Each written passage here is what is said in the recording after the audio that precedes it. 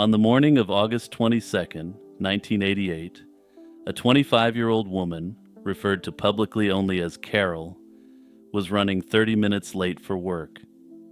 It was a nothing detail, the kind of minor disruption that happens to everyone, the kind of thing you forget about by lunchtime. But on that particular Monday morning, on a quiet two-lane road cutting through the Connecticut countryside, those 30 minutes placed Carol directly behind the wrong vehicle. Within moments, a stranger would step out of a pickup truck, walk toward her car, and shoot her in the face, leaving a chilling cold case mystery that's unsolved till this day. Carol lived in Vernon, Connecticut, a modest suburban town about halfway between Hartford and the Massachusetts border.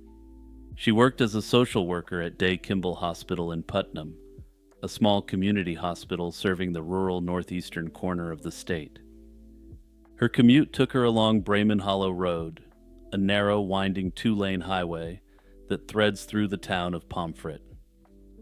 It's the kind of road that barely registers on a map, the kind of place where you might pass a handful of cars on your drive on a good day. That is to say, this wasn't the sort of place where you'd have a lot of witnesses to any crime that took place.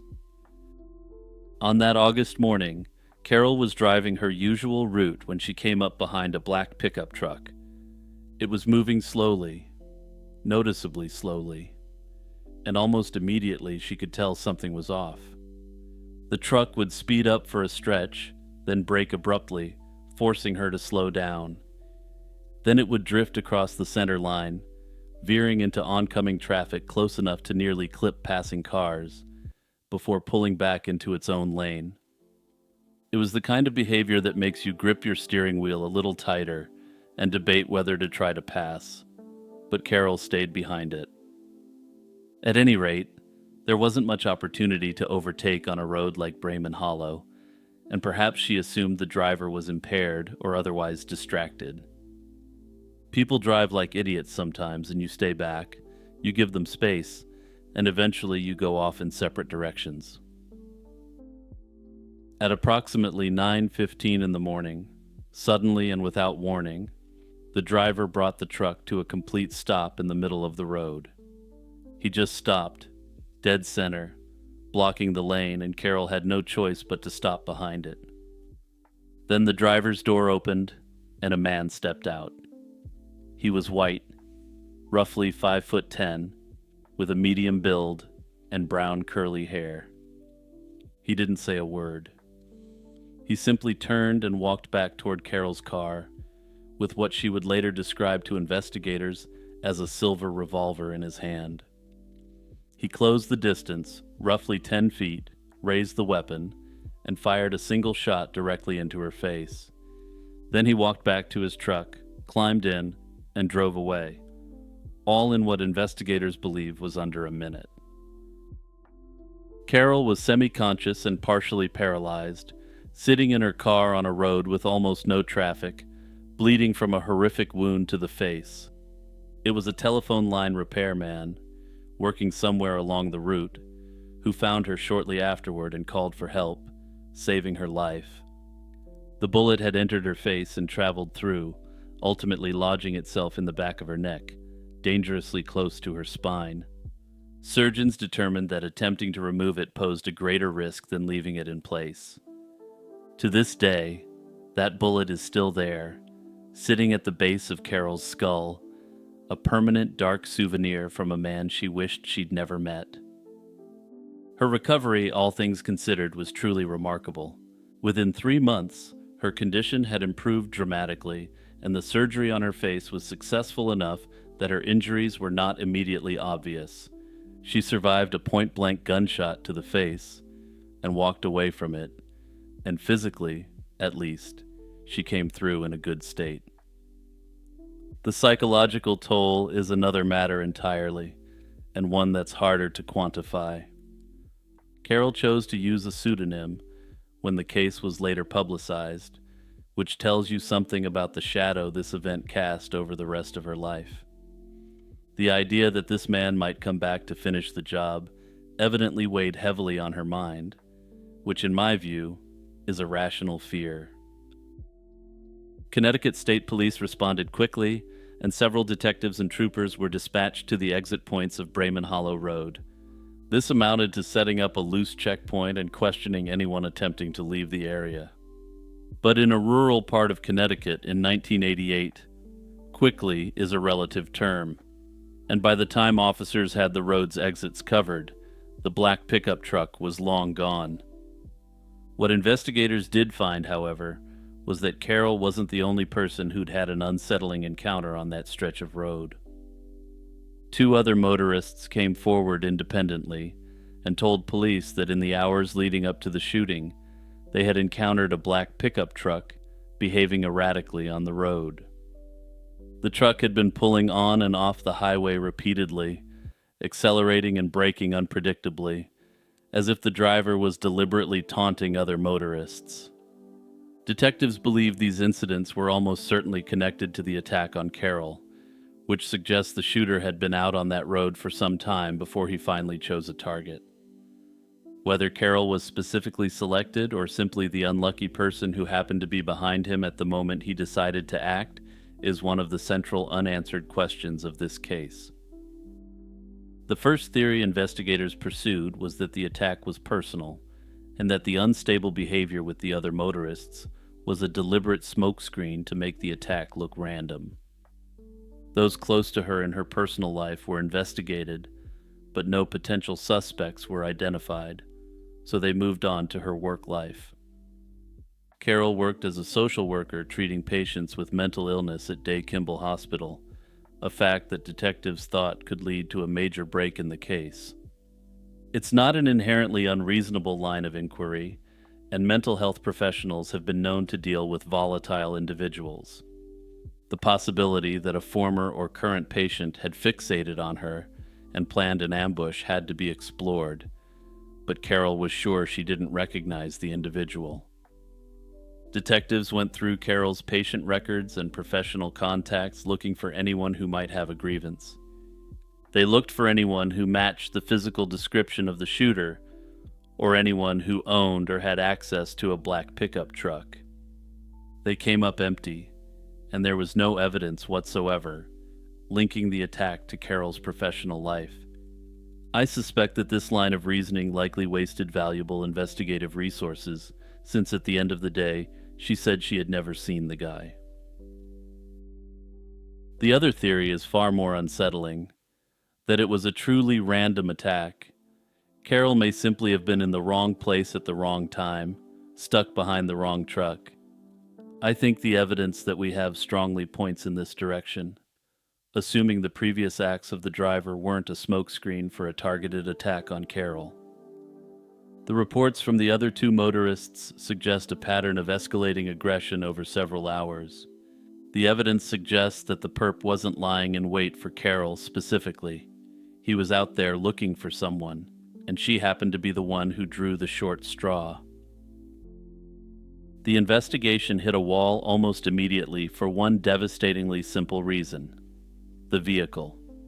The shooter's truck was described as a well-maintained, new-model, dark-colored Ford pickup with running boards.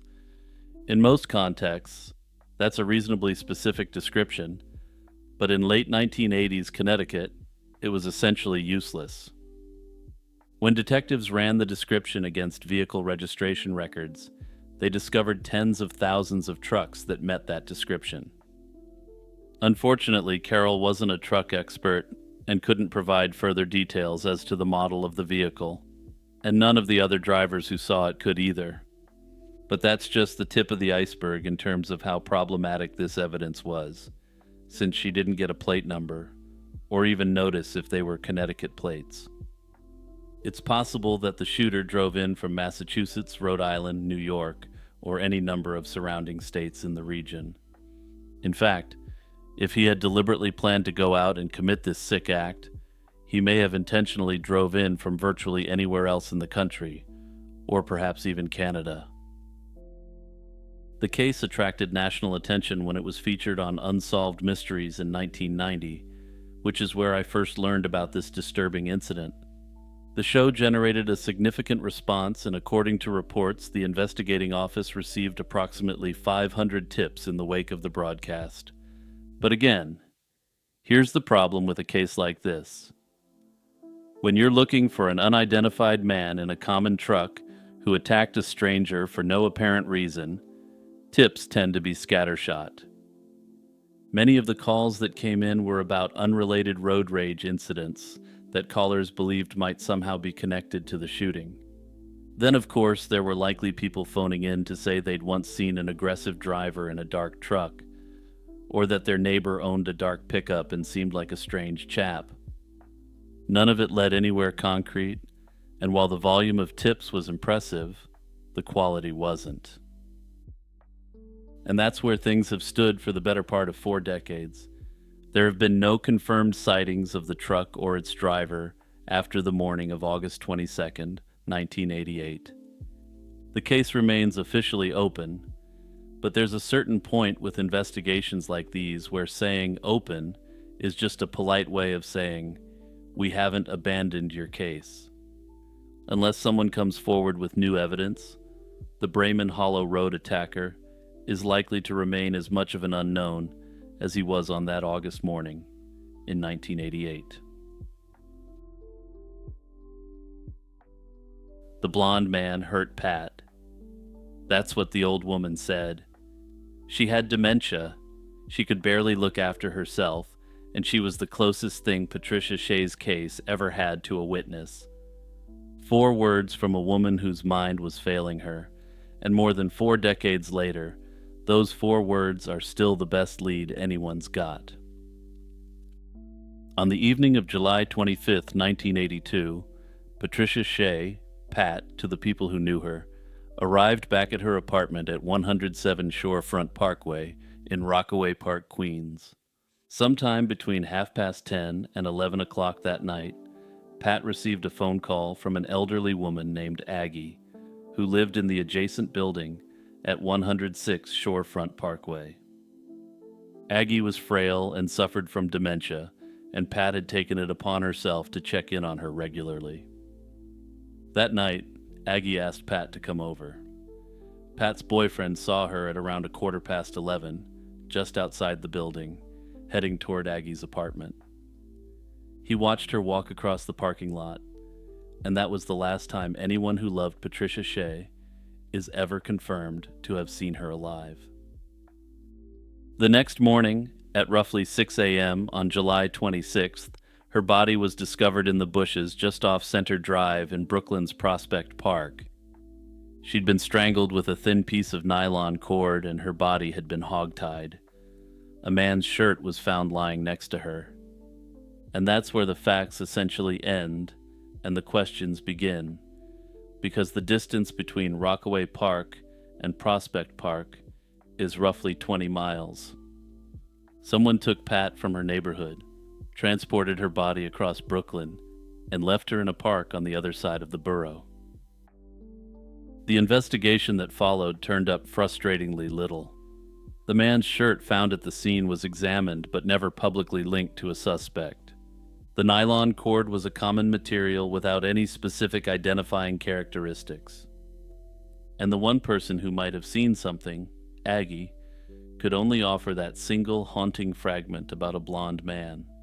Detectives interviewed her, but her condition made it impossible to extract anything more detailed or reliable. Whether Aggie actually witnessed something, or whether her mind had constructed a scene to fit the facts, is something no one has ever been able to determine with certainty. Now, here's where things get broader and arguably more unsettling.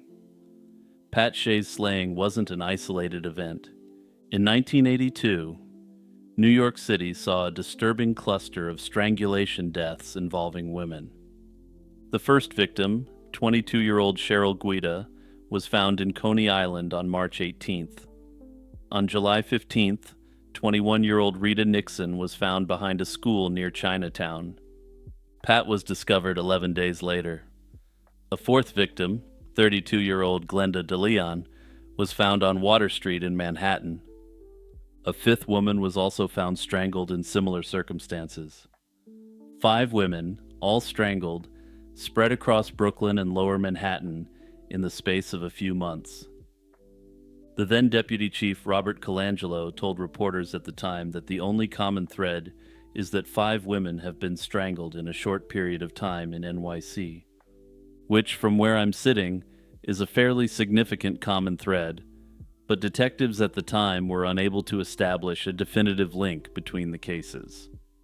The victims didn't know each other, didn't frequent the same places, and didn't fit a single demographic profile.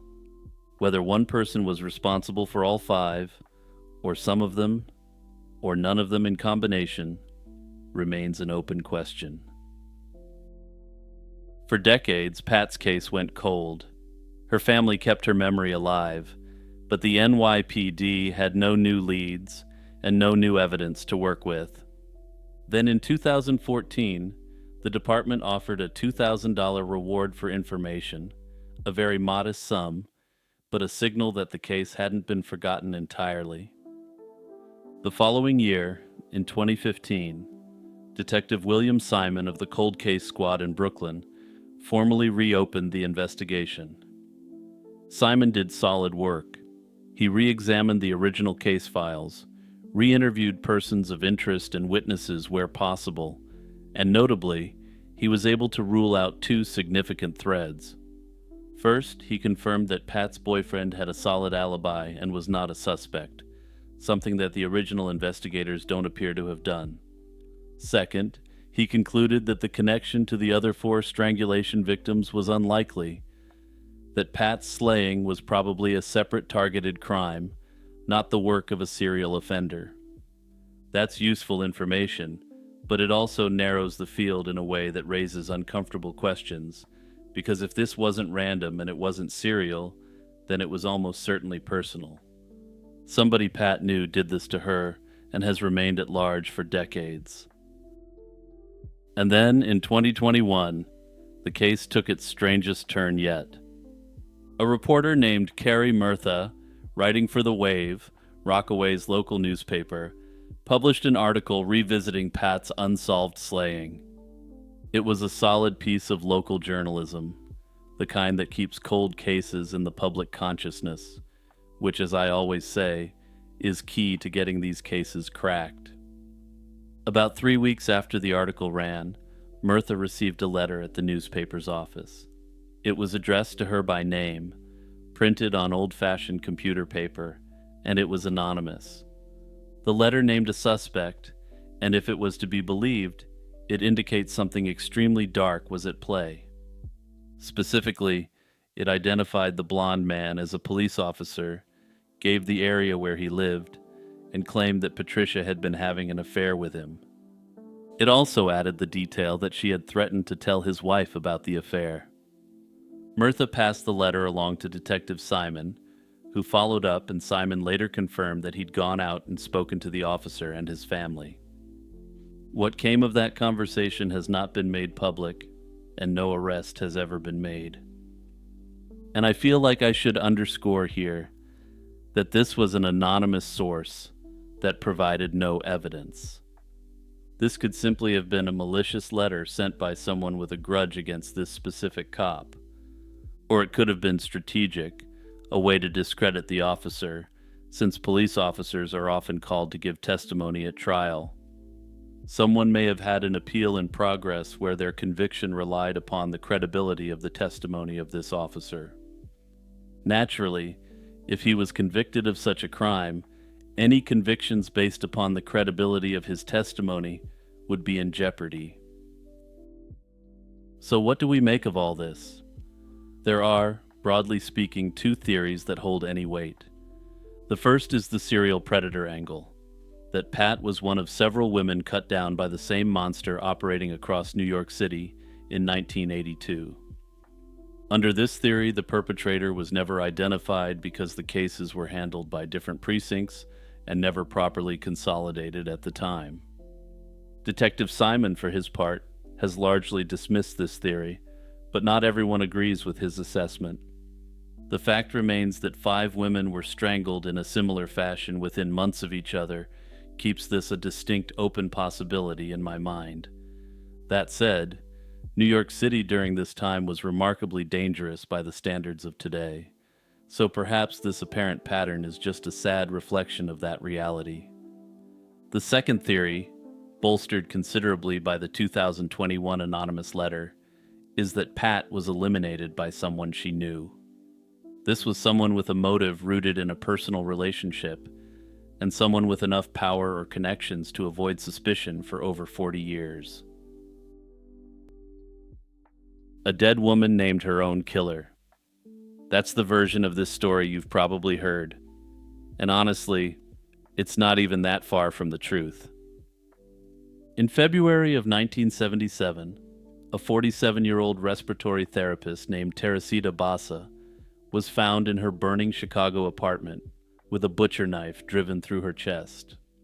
The case went cold for 6 months with no leads and no meaningful suspects. Then a co-worker who barely knew Teresita allegedly began speaking in her voice during a series of trance-like episodes. She named the man who had slain her, described what he had stolen, and told police exactly where to find the proof. The detectives followed up on it, and every single detail checked out. Now, whether you believe Teresita Bassa actually reached out from beyond the grave is entirely up to you. But the facts of what happened next are a matter of public record, and they are, to put it mildly, difficult to explain away. Teresita Bassa was born in the Philippines in 1929 to a prominent and well-connected couple. She graduated from the University of the Assumption in Manila in 1960 and eventually made her way to the United States in the early 60s to study music. She earned a master's degree and was reportedly working toward a doctorate. But music alone didn't pay the bills in Chicago, so Teresita trained as a respiratory therapist and took a position at Edgewater Hospital on the city's north side. She supplemented her income by giving piano lessons out of her apartment in the Lincoln Park neighborhood. By all accounts, she was quiet, well-liked, and deeply devoted to her work and her studies. She was the kind of person who kept to herself, but left a good impression on the people around her. On the evening of February 21st, 1977, neighbors in Teresita's apartment building began smelling smoke. Firefighters were called, and when they forced their way into her unit, they found far more than a kitchen fire. Teresita's body was on the floor, concealed beneath a burning mattress that had been deliberately set alight. When the flames were put out and the scene was examined, investigators discovered a butcher knife had been driven into her chest. The fire had been staged to destroy the evidence of the horrible acts that had been committed against this innocent woman. But there was more evidence of staging as well, and as it turned out, Teresita had her clothing stripped as well. However, upon forensic examination, it appears that despite the obvious crime this suggested, she didn't appear to have suffered from an indecent assault in the course of the crime. This couldn't be confirmed with absolute certainty, but it suggested that the person who did this was trying to throw the police off his true motivation for committing the crime. Chicago police launched an investigation, but from the outset, the case presented serious problems. The fire had done exactly what it was meant to do. It had consumed most of the physical evidence in the apartment. Detectives pursued several early leads, including questioning a man Teresita had reportedly been arguing with, but nothing panned out. One detail did catch investigators' attention: a handwritten memo found in the apartment that read, "Get theater tickets for AS." At the time, nobody knew what to make of it, but keep this in mind, because it will matter later.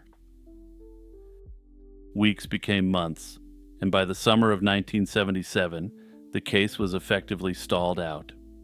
There were no suspects, no forensic breakthroughs, and no witnesses stepping forward. The slaying of Teresita Bassa was on its way to becoming just another unsolved case in a city that had and still has no shortage of them. And then, roughly 6 months after Teresita's death, something happened that nobody involved in the case could have predicted. Remy Chua was a fellow respiratory therapist who had worked alongside Teresita at Edgewater Hospital. The two women were both Filipino immigrants who worked together, but by most accounts, they were just colleagues and nothing more. In August of 1977, Remy Chua reportedly began experiencing vivid, unsettling visions. According to her husband, Dr. Jose Chua, Remy would slip into trance-like states, during which she spoke in a voice that was distinctly not her own. That voice identified itself as none other than Teresita Basa, and Dr. Chua described 3 separate episodes where this occurred. During these trances, the voice claiming to be Teresita delivered a remarkably specific set of accusations. She named a man called Alan Showery, an orderly who worked in the respiratory department at Edgewater Hospital, as the person who had slain her. The voice stated that Showery had stolen her jewelry after the attack, and that he had given the pieces to his girlfriend. Now, I want to be clear about something here. I'm not going to sit here and tell you that the ghost of Teresita Basa literally possessed a co-worker and started naming names. I'm also not going to tell you it didn't happen, because I genuinely don't know what happened in the Chua household during those episodes. What I can tell you is what the couple did next. Dr. Jose Chua contacted the Chicago Police Department and relayed his wife's claims to the detectives on the case. And to their credit, the detectives didn't laugh him off the phone, instead taking the claim rather seriously. The detectives looked into Alan Showery, and what they found wasn't reassuring. Showery was an orderly in the respiratory department at Edgewater, the exact same department where Teresita had worked, and the two were quite close with one another. He had prior arrests for robbery, burglary, and assault, though notably no convictions. Colleagues at the hospital confirmed that Showery had made plans to visit Teresita's apartment on the evening of the attack, ostensibly to help her fix a broken television set. And here I just need to interject for a moment, because this seems like something that ought to have been uncovered in the initial investigation. But for whatever reason, it wasn't. And then there was that memo found in the apartment. Get theater tickets for AS. It soon became clear that this likely referred to Alan Showery, the same man the disembodied voice allegedly mentioned. But the most damning piece of evidence was exactly where the voice said it would be. Detectives tracked down Showery's girlfriend and found 2 pieces of jewelry in her possession, a pearl ring and a jade pendant. She said Showery had given them to her as a late Christmas gift, but friends and family of Teresita positively identified both items as belonging to the victim. Confronted with the recovered jewelry and the mounting circumstantial case, Alan Showery did something that saved everyone a lot of time. He confessed to everything. According to his account, he had gone to Teresita's apartment on the evening of February 21st to fix her television. He left, but for reasons that are entirely unknown, he then decided to return to rob her. When she let him back in, he attacked her from behind as she was locking the door. He then disrobed her body to make the crime appear to be a different kind of assault altogether, placed a mattress over her, and set it on fire. It was a calculated, deliberate attempt to destroy the evidence and misdirect investigators into believing robbery wasn't the motive. Despite the confession, the case went to trial, but a mistrial was declared during proceedings, and ultimately he pled guilty in February 1979. In a further bizarre twist, he was sentenced to only 14 years in prison, but was then released on parole in 1983, roughly 4 years into his prison term. 14 years reduced to 4 for a crime of this nature is the kind of detail that tends to sit poorly with people, myself included. It's especially disturbing since while he claimed that his motive was robbery and that her clothes were removed as part of the cover-up, there's the potential that this wasn't the case. I find it hard to believe that someone would commit this sort of crime over a couple of pieces of jewelry and a fistful of dollars. I have to think that he may have done things far darker to this innocent woman, and the fire was designed to cover up those sick acts rather than a robbery. Now, the question that hangs over this entire case is obvious. Did Teresita Basa actually communicate from beyond the grave? Personally, I think the honest answer is that we simply don't know what happened to Remy Chua during those episodes. The mildly skeptical explanation is that information about Showery's visit to Teresita's apartment had circulated through the hospital rumor mill in the months following the slaying. Remy Chua may have absorbed these details without consciously registering them, and during her trance states, they surfaced in a way that felt external, like a voice that wasn't hers. The human mind is remarkably good at constructing narratives from half-remembered fragments, especially under stress. The hard skeptic position is that the Chuas may have fabricated the entire thing as a way to deliver the evidence to the police. However, I find this extremely hard to accept because the idea of framing it as a ghost story seems far less likely to get traction with investigators than simply reporting the rumors. And once again, I just have to emphasize that I can't understand how Teresita's co-workers weren't properly interviewed.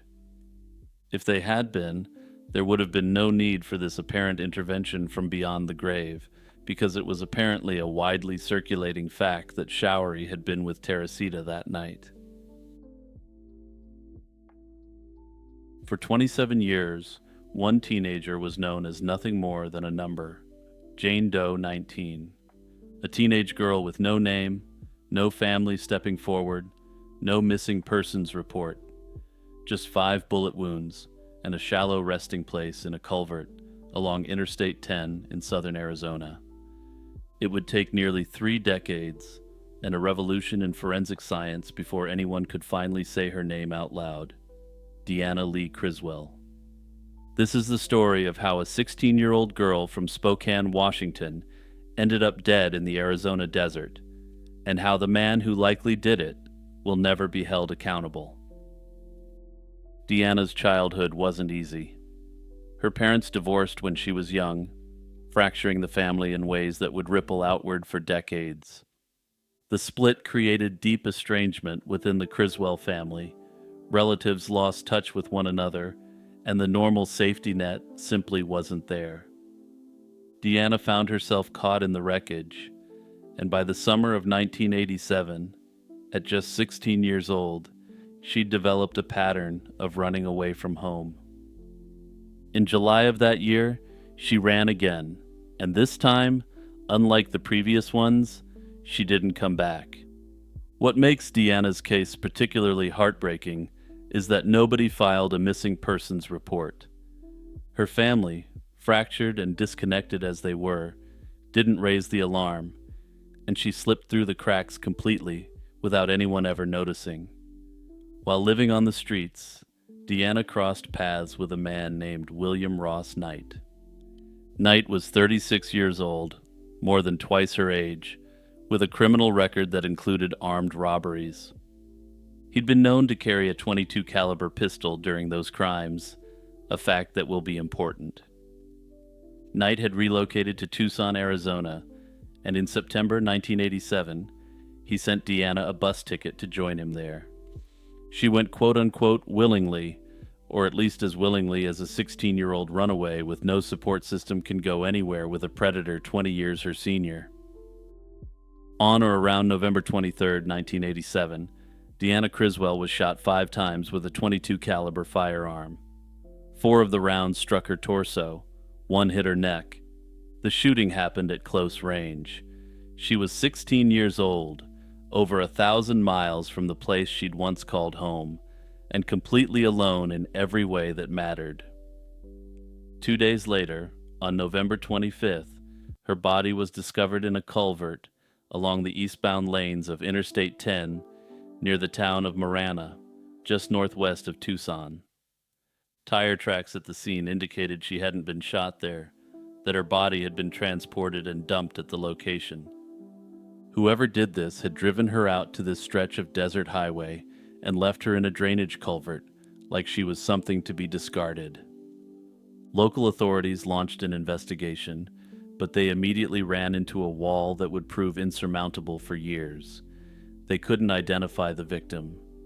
She had no identification on her, and no one had reported a missing teenager matching her description. Without a name, the investigation had almost nowhere to go, and without a national database, there was little meaningful ability to cross-reference cases nationwide. Detectives worked the case as best they could, running what forensic analysis was available in the late 1980s. But without a victim identity to anchor things, the trail went cold quickly. In 1989, Deanna's then unidentified remains were laid to rest in the Pima County Cemetery. She was buried as Jane Doe 19, one anonymous grave among many. William Knight continued his criminal career after Deanna's death, seemingly unbothered by the fact that a teenage girl he'd brought across state lines was now lying in an unmarked grave. His pattern of armed robberies eventually caught up with him, and he was arrested and sentenced to life in prison. He sat in a Tucson prison for years, and in 2005, he died of end-stage liver disease behind bars. It wasn't until 2011, 6 years after Knight died, that DNA evidence collected from Deanna's body and clothing was matched to him through samples taken during his prior arrests. The forensic link was strong. The same man who favored 22s during his robberies, the same man who'd abducted her, was now tied to her remains through biological evidence. Unfortunately, though, Knight was already dead, and there would be no arrest, no trial, no conviction, no moment where a jury looked him in the eye and told him what he'd done. The justice system, for all its machinery, had been outrun by the hard biological reality of liver failure. The tragedy of Deanna Criswell's case isn't just what happened to her, but the silence that followed. For over a quarter century, no one came looking for her. Her family's estrangement ran so deep that her absence simply wasn't registered as alarming. She existed in a kind of limbo, a girl no one searched for, whose remains no one could identify, someone everyone simply thought was probably somewhere else. The breakthrough came from an unexpected direction, an unexpected family reunion that brought together the feuding factions of the family. In 2014, Deanna's paternal aunt and uncle, Ellen and Donald Criswell, reconnected with Deanna's father after years of estrangement. During that reconciliation, they learned that no one had heard from Deanna in decades, since everyone just assumed she had been in touch with another branch of the family. Alarmed, Ellen and Donald began searching online databases dedicated to matching unidentified remains with missing persons. They found a facial reconstruction and case details that matched what they knew about Deanna, and they contacted the Marana Police Department. On February 11th, 2015, the Marana Police Department officially announced what Ellen and Donald Criswell had feared and fought to confirm. Jane Doe 19 was Deanna Lee Criswell. In the end, for me, what lingers most about Deanna Criswell's case isn't the resolution, but the significant remaining uncertainty. The evidence points strongly in one direction, enough to form a compelling narrative, enough to convince investigators and observers alike that a likely suspect has already been identified. But likely isn't the same as proven, and suspicion, no matter how strong, can't replace the clarity that comes out in a trial. We can't say with absolute certainty what happened in those final moments. We don't know what led up to the violence, whether it was sudden or premeditated, whether there were arguments, coercion, or something else entirely. We don't know if she was alone with him, or if others were present, and even potentially involved in the crime itself. What we're left with is a case that feels extremely close to resolution, but never quite reaches it. A name was finally restored, a connection made, but the truth, in its fullest sense, remains just out of reach. That's one of the tragedies of a case like this, in my view. because it generally means that there will be no further investigation into the circumstances of what happened. This is especially concerning given the fact that ultimately we don't know if Knight was the triggerman at all, even if all evidence suggests that he likely was. Nanette Krentel prophetically told her family someone was going to burn her house down with her inside it. A few months later, a cyclist saw smoke rising from the trees in rural Lacombe, Louisiana, and called 911.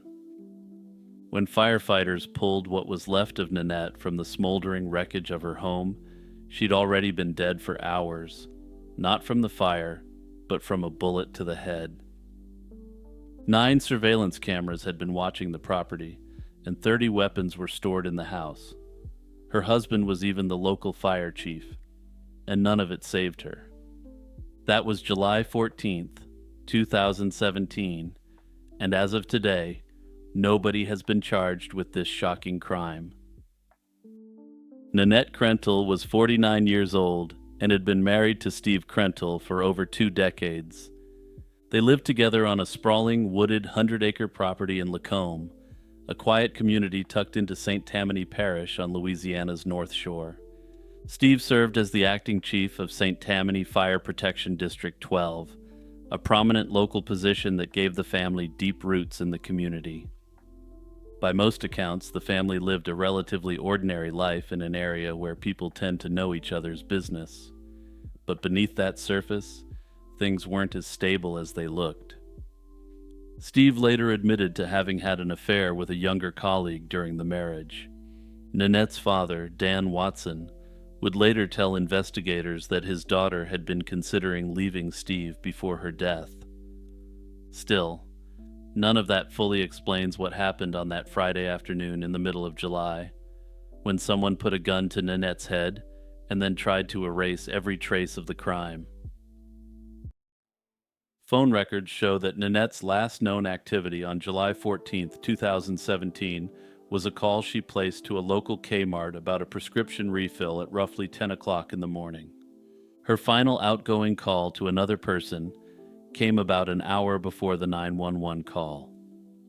At approximately 2:30 that afternoon, a person riding their bike through the area spotted smoke billowing from the Krentel property and rode home to report it.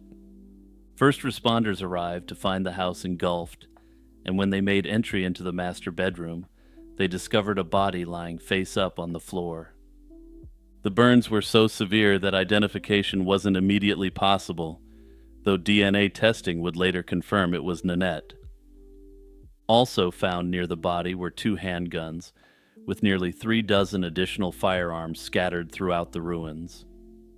Investigators from the Louisiana State Fire Marshal's office quickly determined that the fire had been intentionally set. Accelerant had been poured in multiple locations throughout the living room and master bedroom. And in what would become one of the case's most damning details, the accelerant had been specifically applied to the digital video recorder in the living room. This was the hub that stored all the footage from the 9 surveillance cameras covering the property. The recorder was so badly damaged that even FBI specialists couldn't recover any video from it, despite having some of the world's leading experts in the field work on it. Whoever did this knew exactly what they were doing, and they knew exactly what to destroy to cover their tracks. In the immediate aftermath, the St. Tammany Parish Sheriff's Office appeared to treat the death as if she'd done it herself. 2 weapons found near Nanette's body seemed to support that theory, and the crime scene investigation was reportedly discontinued in the early stages. But 5 days later, ballistic testing proved that neither weapon found near her had been fired. The scene was cordoned off again, and the investigation shifted tremendously. On September 14th, 2017, exactly 2 months after her death, the St. Tammany Parish coroner officially ruled Nanette's death a slaying. His reasoning was direct and difficult to dispute. There was no soot in her airway, not even at a microscopic level. That absence made a powerful case that Nanette was already dead before the fire ever started. Unfortunately, ballistics testing couldn't provide such cut-and-dried clues, both due to the physics of the bullet and the fire itself. The bullet had entered her temple, and it hadn't exited her skull, instead lodging in soft tissue. The intense heat of the fire complicated ballistic analysis significantly, and investigators eventually determined that it was likely, though not certainly, from a .40 caliber handgun. However, this analysis was informed by the fact that Nanette typically carried one of these in her purse, suggesting the attacker may have turned her own weapon against her. Unfortunately, this was educated guesswork, and ultimately the forensic team couldn't definitively determine whose gun it actually was. In homicide cases, the spouse is always the first person investigators look at, and Steve Krentel was no exception. He had motive on paper: the admitted affair, a marriage that might have been ending, and the fact that he held a position of trust and respect in the community. But here's the thing: despite this apparent motive, there was absolutely nothing whatsoever to link him to the crime. Steve completely cooperated with the investigation from the start. He submitted to a polygraph test and passed, and he had an alibi. He was at the fire station at the time of the incident. He was publicly ruled out as a person of interest in the case. Steve would later resign from his position as fire chief amid separate revelations about inappropriate relationships with multiple staff members. His personal life was messy, without question, but that didn't make him guilty. Far from it. If Steve Krentel was the obvious suspect, his brother Brian was the one Nanette herself had been afraid of. In the months and years before her death, Nanette sent a stream of emails to her father in Iowa, warning him about the danger she believed Brian posed. Brian Krentel had a lengthy criminal record and a history of volatile behavior. According to family members, he'd made explicit threats against Nanette, including a threat to burn the home down with her inside. In fact, Nanette had learned to shoot specifically because she was afraid of Brian. She'd pushed for the installation of the 9 surveillance cameras around the property. She'd also been counting on a geofence, an electronic monitoring boundary, that was supposed to alert Brian's probation officer if he came within 1,000 feet of the Krentel home. But here's where the story takes its darkest turn. After Nanette's death, Steve recorded a conversation with Brian's probation officer. The probation officer admitted to him, apparently off the record, that the tracking function on Brian's ankle monitor wasn't working that day. The one safeguard Nanette was relying on to keep her brother-in-law away from her home had never been active at the material time. Now with all this, you're probably expecting me to say that there's just simply not enough evidence to charge Brian. But that's where yet another twist comes in.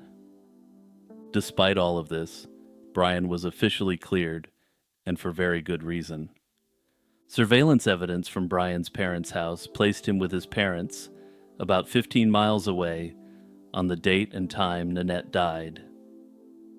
The St. Tammany Parish Sheriff's Office has never publicly named him as a person of interest or a suspect. If the case itself is disturbing, the investigation that followed has been nearly as troubling.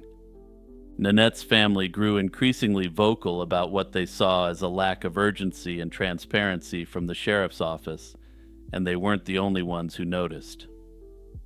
In 2019, a man named Jerry Rogers, federal investigator with the U.S. Department of Housing and Urban Development and a former employee of the sheriff's office, was arrested. His crime, according to law enforcement, was sending a series of anonymous emails to Nanette's sister, Kim Watson, in which he criticized the lead detective on the case. Rogers had created an email address specifically for the purpose of contacting people close to the case. The arrest itself became a scandal, and a federal judge later ruled that Rogers had been illegally arrested, finding that the sheriff's deputies had violated his civil rights. The Louisiana Attorney General declined to prosecute. Court filings revealed that an FBI agent had requested a criminal probe into the sheriff's office over what was described as a possible police conspiracy related to the case. Now, it's important to note here that this quote-unquote police conspiracy is simply alleged and has never been confirmed as a fact, but the allegation was made by federal law enforcement. That said, nothing came of it, so take that allegation with a grain of salt, since it may simply be an unproven allegation without any meaningful evidence to back it up. The sheriff's office ultimately settled Rogers' federal civil rights lawsuit for an undisclosed amount. Sheriff Smith, for his part, pushed back on the criticism, suggesting at various points that the case had been weaponized for political reasons. But for Nanette's family, none of the political noise changed the central, agonizing reality. The person who ended the life of their loved one was still free.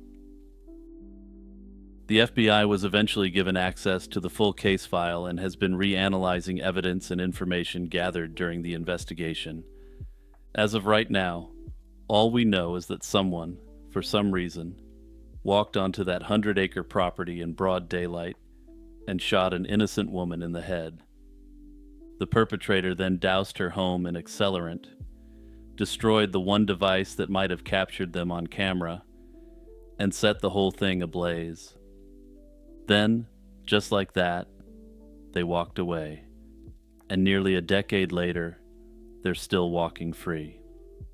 In the end, Nanette Krentel predicted exactly how she would die, which in retrospect may simply be a bizarre coincidence, because the person she feared couldn't have done the crime. In my analysis, the early handling of Nanette Krentel's death appears to have shaped the entire trajectory of the investigation, potentially with irreversible consequences.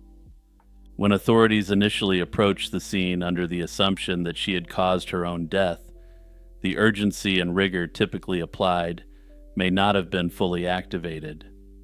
Critical steps, such as preserving the scene, documenting evidence thoroughly, and immediately pursuing forensic leads, could have been delayed or deprioritized. In cases involving fire, where evidence is already fragile and easily destroyed, even small lapses in procedure can have outsized effects. The destruction of the surveillance system only compounded this vulnerability, eliminating what may have been the most direct path to identifying a suspect. If key evidence was overlooked or compromised in those first crucial hours, it will likely never be recovered, if it could have been recovered regardless. As a result, the case risks remaining permanently unresolved, perhaps not for lack of effort, but because the foundation of the investigation was weakened at the very beginning. On the morning of February 28, 2019, Alicia Griffin picked up her phone, spoke with her husband Martin Haupt, and told him she'd be heading to her doctor's appointment. It was a mundane promise, the kind you make 100 times and never think twice about. But she never made it to that appointment. Within 72 hours, Alicia would travel hundreds of miles south from Sacramento to the Mexican border. She abandoned her father's car in Tijuana, with her purse and identification still inside, and vanished from the face of the earth. What happened in those 3 days is a question law enforcement has been trying to answer for years, and the few clues that do exist only make the whole thing more disturbing. Alicia was 46 years old, living in Sacramento, California at the time of her disappearance. She'd been diagnosed with bipolar disorder type 1 in her mid-20s, a condition she'd managed for over 2 decades, and by all accounts, she was in a hopeful period of her life. She'd recently married Martin Haupt, a man who was in the process of relocating from Switzerland to Sacramento to build their life together. The future seemed like it was opening up for her, not closing down, but there was a complicating factor. In the weeks before she disappeared, Alicia had undergone a change in her medication, an adjustment to the prescriptions she relied on to manage her mental health. Those close to her have noted that she'd had previous episodes where she'd wander away from home without warning. It was a known pattern, a feature of her illness that the people around her had learned to watch for. But this time, that pattern would become devastatingly relevant in ways no one could have anticipated. After missing her doctor's appointment on the morning of February 28th, Alicia didn't just stay home or go somewhere local. She got in her father's car and began driving south, apparently in the grip of a mental health crisis. Over the next 2 days, she covered the distance from Sacramento all the way down to the Mexican border, a journey of roughly 500 miles. During this time, the people in her life began receiving unsettling signals. Friends and family reported cryptic text messages from Alicia's phone, the kind that didn't sound quite right, along with unusual charges appearing on her credit cards. Something was clearly wrong, but the most alarming moment came from a phone call placed from a hotel near Los Angeles International Airport. During that call, someone close to Alicia could hear a man's voice in the background, a voice that didn't belong to anyone they recognized.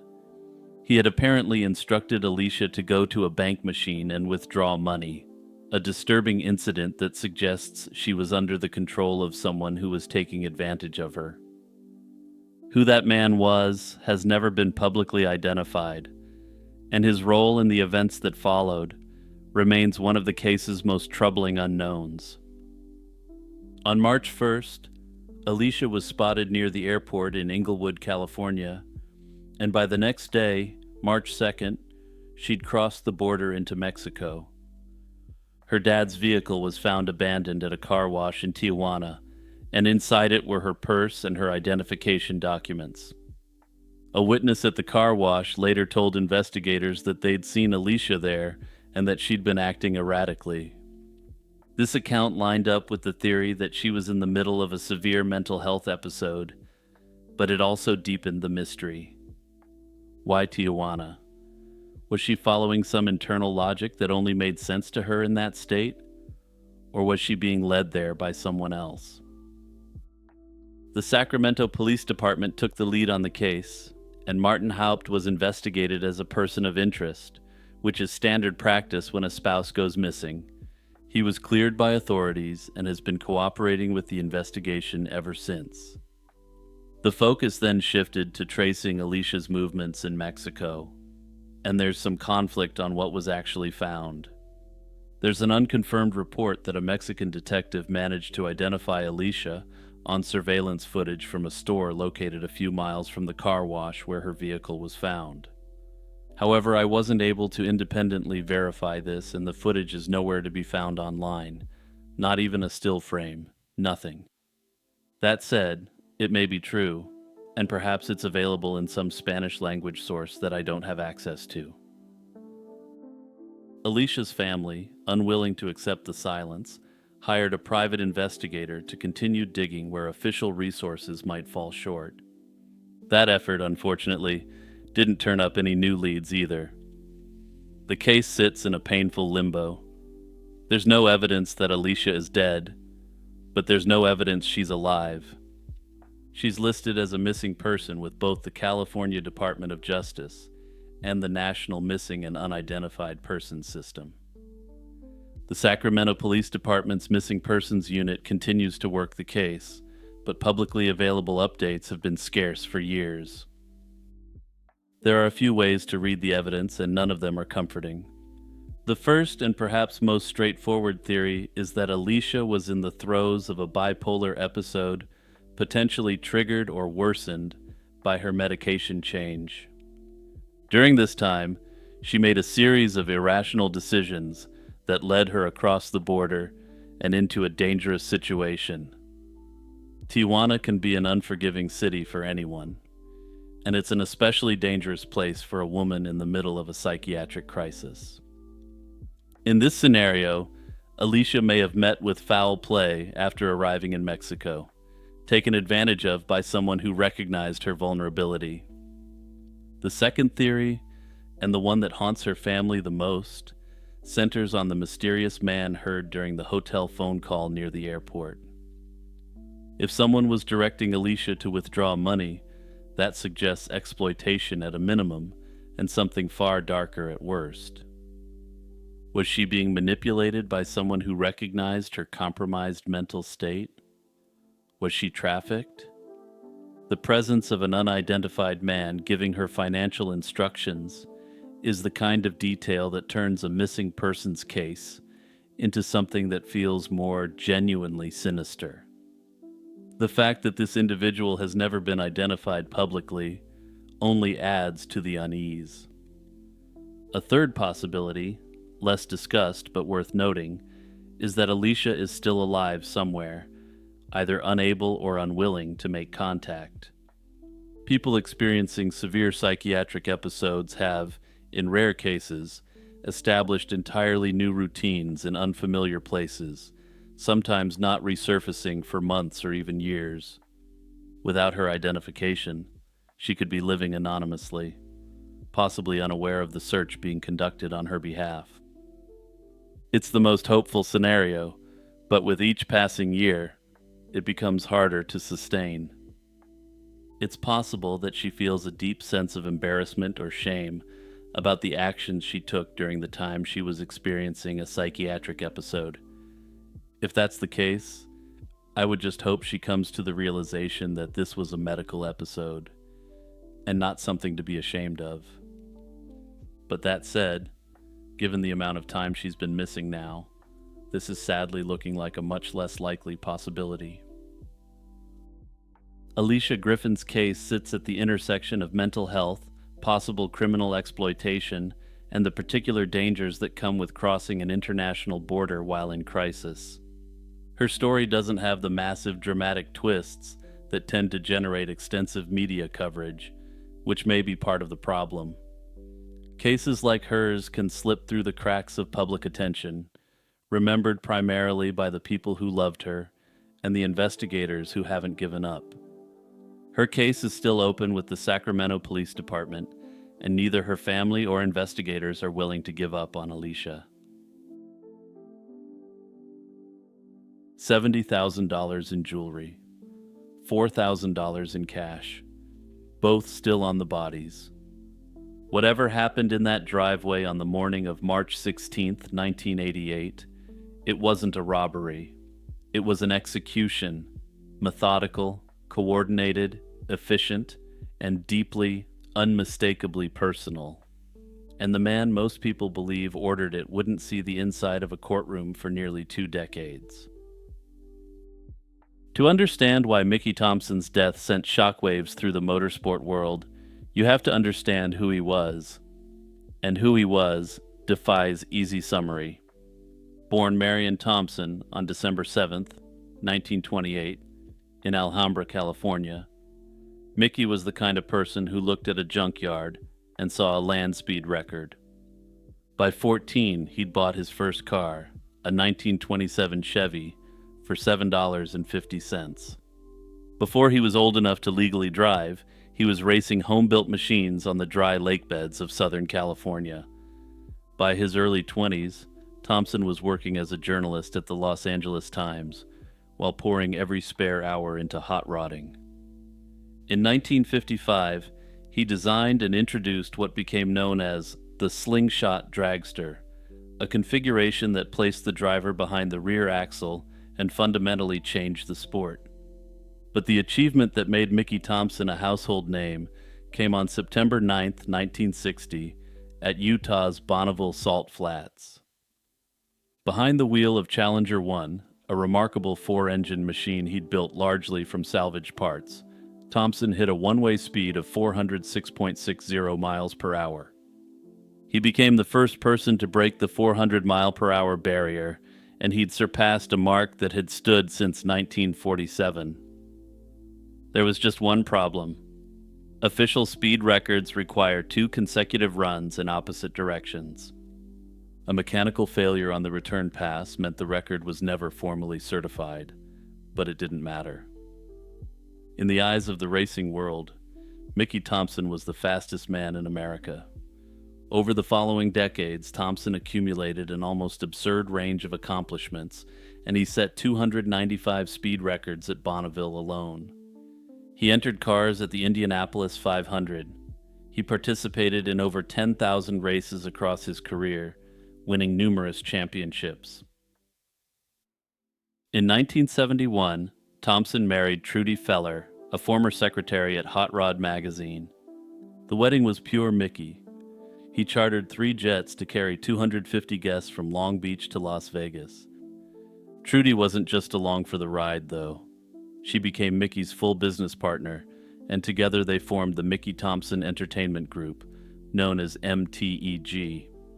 The venture effectively took indoor motocross and off-road racing out of the backcountry and into major metropolitan stadiums and arenas. MTEG staged crowd-pleasing events at venues like the Anaheim Stadium and the 80,000-seat Pontiac Silverdome.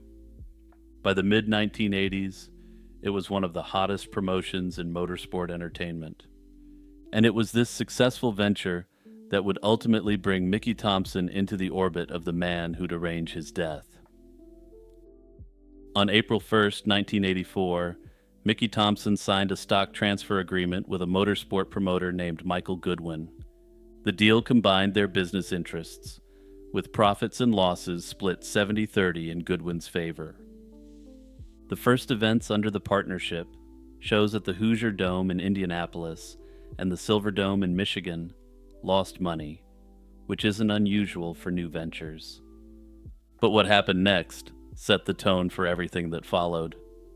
Goodwin came to Thompson asking for $60,000 to cover bills from the Indiana event. Thompson paid. Then Goodwin asked for another $17,000 from Michigan, and Thompson paid that too. Multiple witnesses would later testify that Goodwin, for his part, didn't contribute his share of anything. By October of 1984, Thompson had had enough, and he took the matter to court. The judge dissolved the partnership and returned control of MTEG to Thompson, but the legal battle was far from over. In May of 1986, a California court ruled that Michael Goodwin had stolen more than $500,000 from the partnership and awarded Thompson $514,000 in damages. This is a figure that would eventually grow to nearly $1 million with interest and penalties. Goodwin, for his part, refused to pay. He didn't just refuse once. He refused repeatedly, defiantly, and with increasing hostility. What emerged during the eventual trial painted a picture that's hard to dismiss as coincidence. Roughly 15 different people would testify that they'd heard Goodwin talk openly about wanting Mickey Thompson dead. According to witness testimony, he'd said he'd rather see Thompson in the ground than pay him a dime. He reportedly told at least 2 people the specific cost he believed it would take to have Thompson eliminated. These weren't whispered confessions shared in private either. He was very open about it. They were repeated, almost casual declarations made openly over a period of approximately 2 years leading up to March of 1988. It was still early on a Wednesday morning, around 6 o'clock, when Mickey and Trudy Thompson stepped out of their home in the gated community of Bradbury. This is a quiet community, nestled in the San Gabriel Valley foothills, east of Los Angeles, and definitely not the sort of place where violence often occurs. They were headed to their offices at Anaheim Stadium, the same commute they made most days. Mickey opened the garage door for Trudy to pull out in her vehicle, then walked toward his own car. 2 hooded gunmen were waiting. They shot Mickey first, wounding him, then dragged him out into the driveway. One of the attackers went after Trudy as she attempted to back out in the couple's van. Then, with Trudy gone, the second gunman walked back up the driveway to where the first was standing over Mickey and shot him fatally in the head. The assailants fled the scene on bicycles they'd ridden to the residence.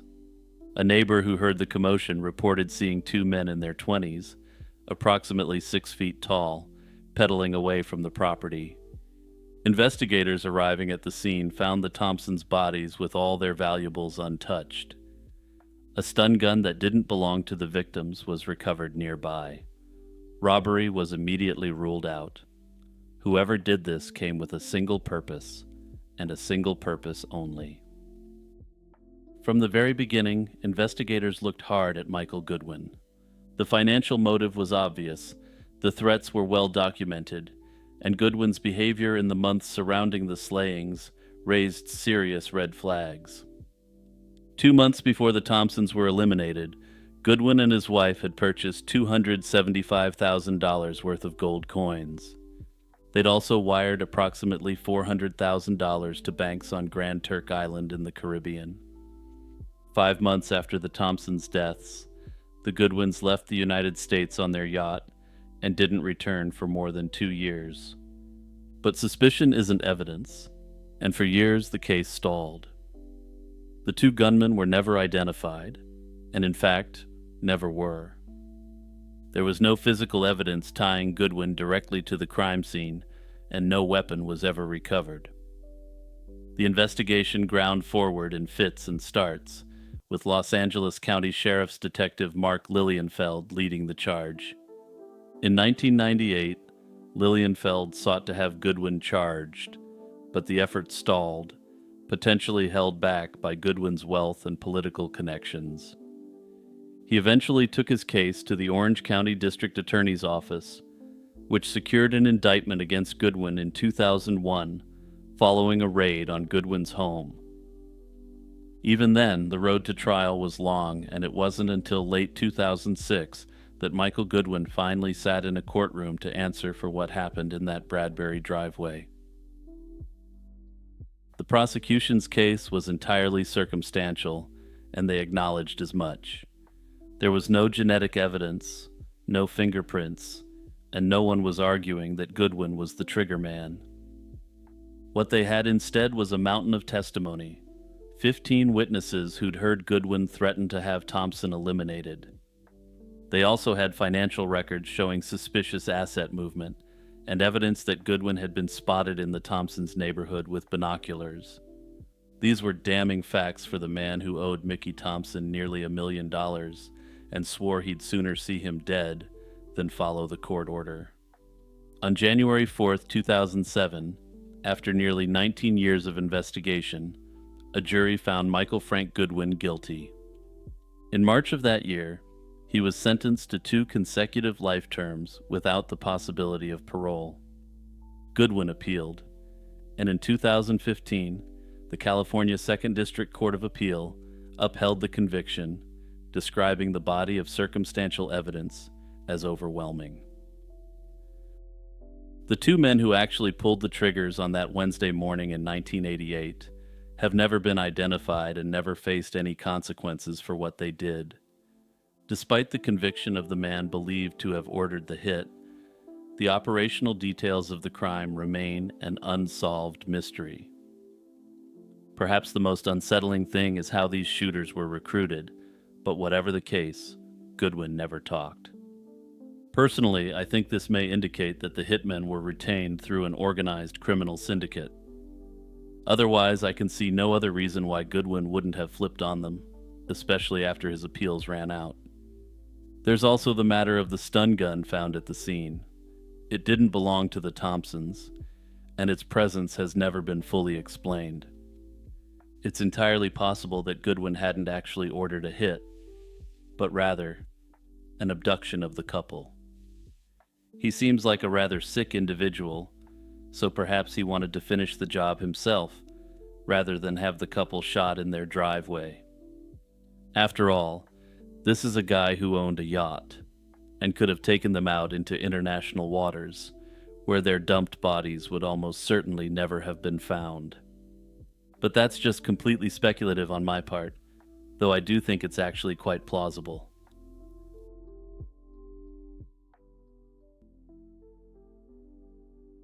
Claudia Lawrence was a 35-year-old chef from York, England, who vanished in 2009. Born on February 27, 1974, in the town of Malton, she grew up in North Yorkshire and later settled in the Heworth area of York. She worked as a cook at the University of York and was considered reliable and hardworking. Claudia lived alone in a home in Heworth and was close to her family. Her father, Peter, was a lawyer, and her mother, Joan, had been a local mayor. She was sociable and independent, often spending evenings at a local pub with friends. Claudia had never married and had no children, but she maintained what has euphemistically been called a quote-unquote active social life. She had a series of romantic relationships, including some with men who were married or involved with others. She was discreet about these liaisons, a fact that would later draw significant media attention after she disappeared.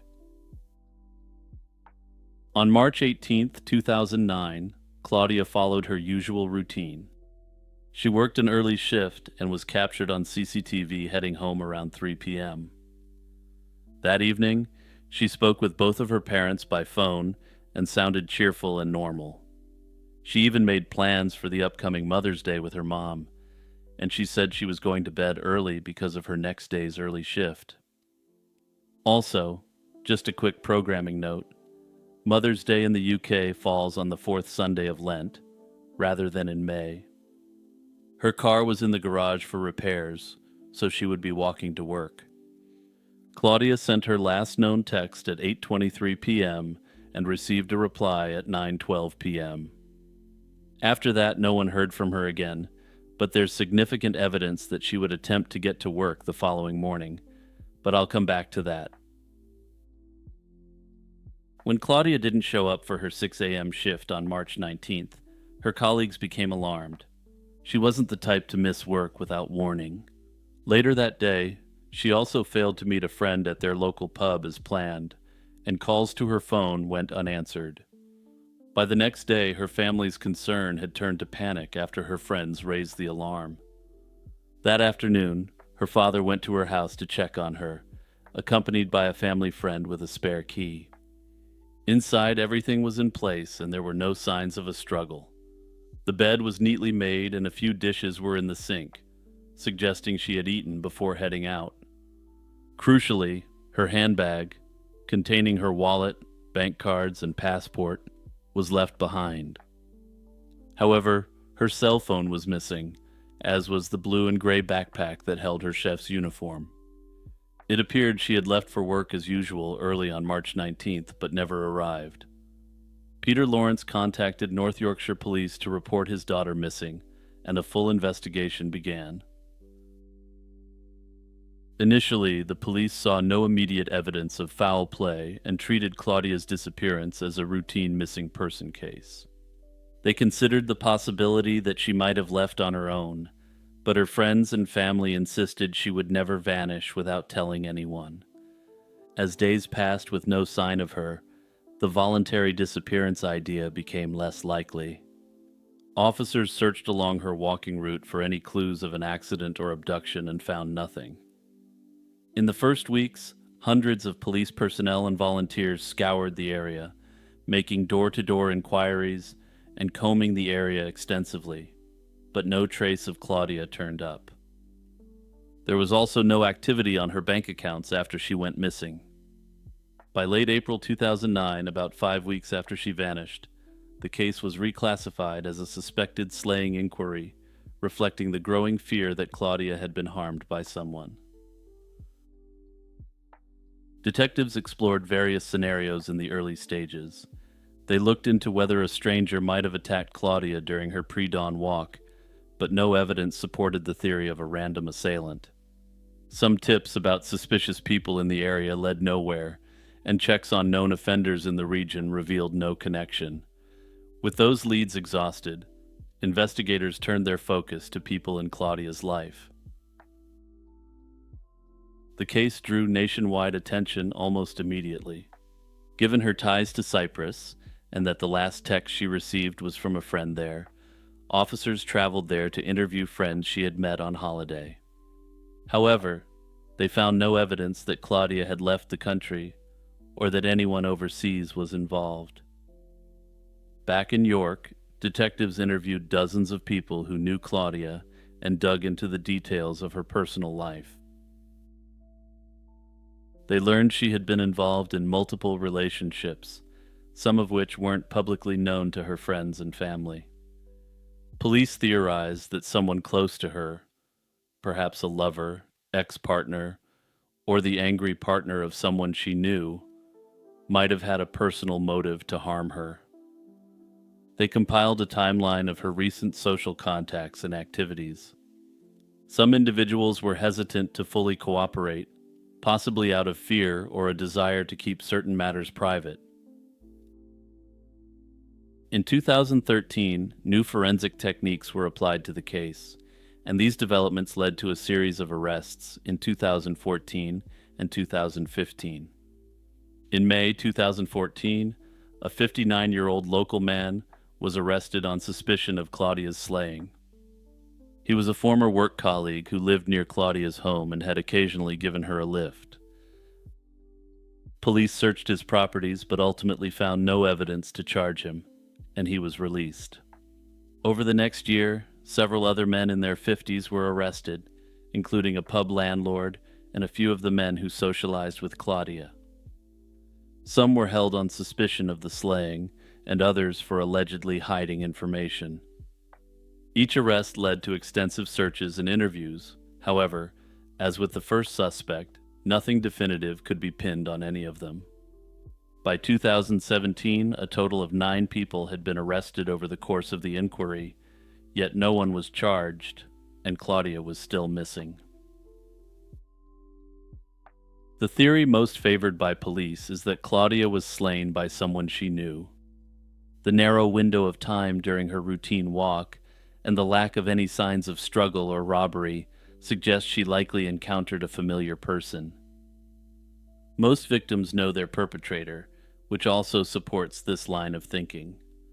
Under this scenario, the perp may have approached her in a non-threatening way, perhaps offering a ride or engaging in conversation. This could explain why no one reported witnessing anything unusual on the morning in question.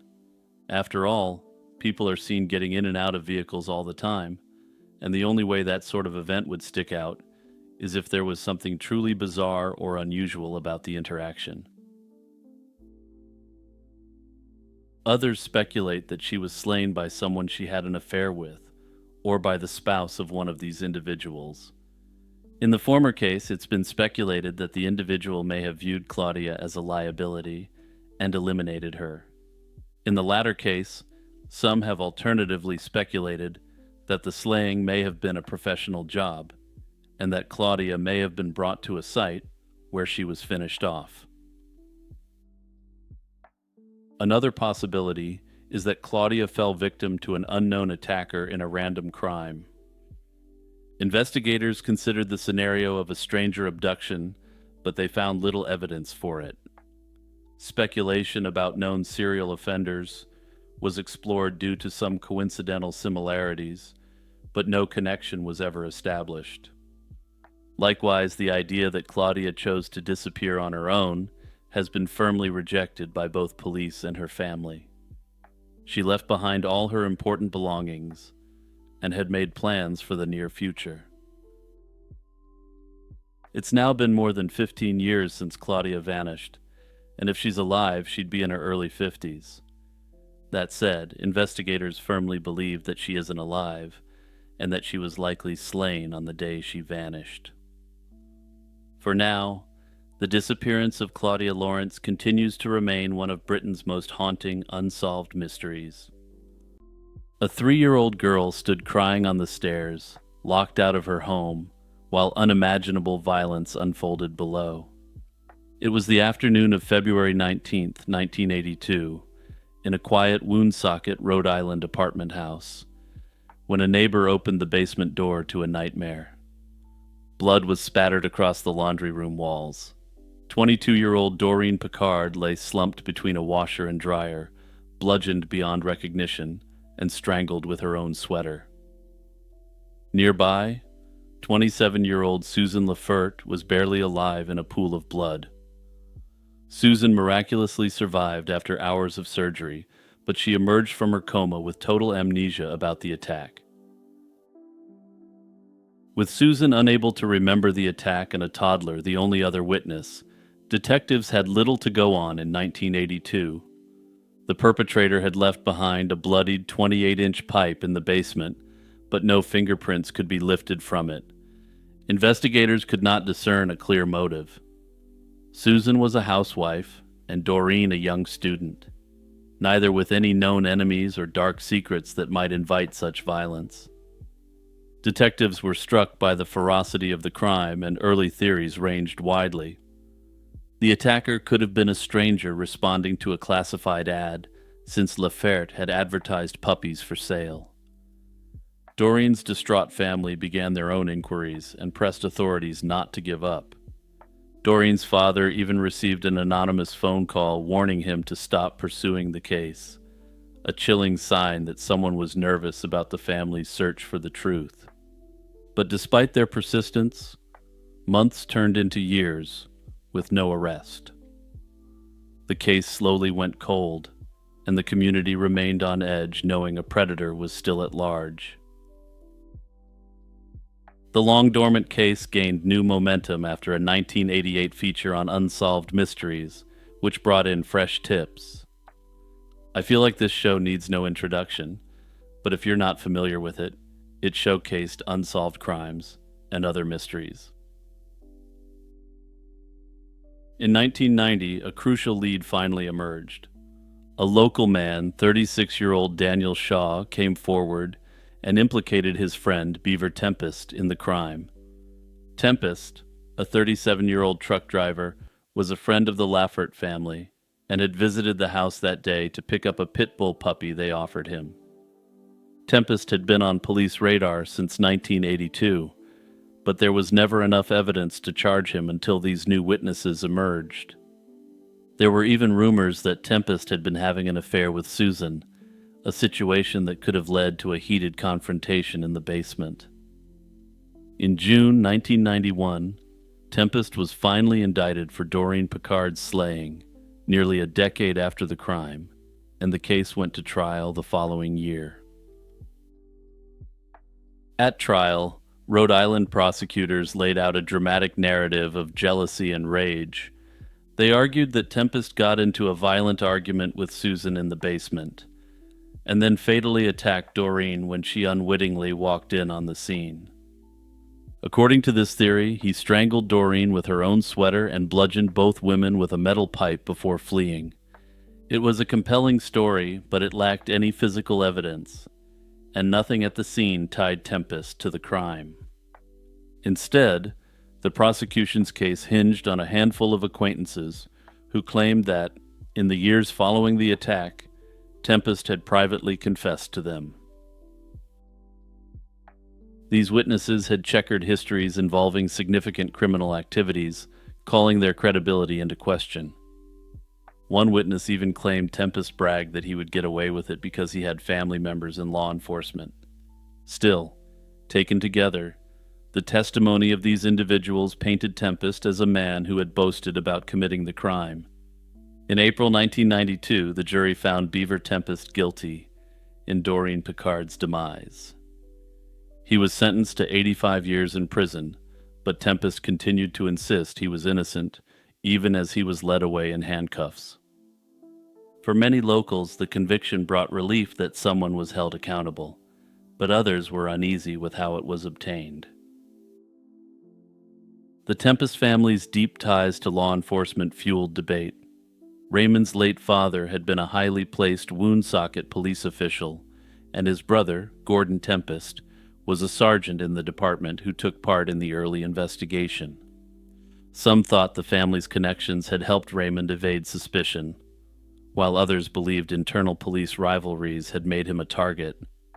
In a startling twist after the trial, Gordon Tempest was convicted in 1993 of perjury for lying under oath about aspects of another case. The sight of a police officer, the defendant's own brother, being punished for lying about evidence added to the doubt surrounding the investigation. This fact seemed to seal the idea that Beaver had done it, and his corrupt family had covered for him. This, of course, matched the narrative that Tempest himself allegedly had spun up.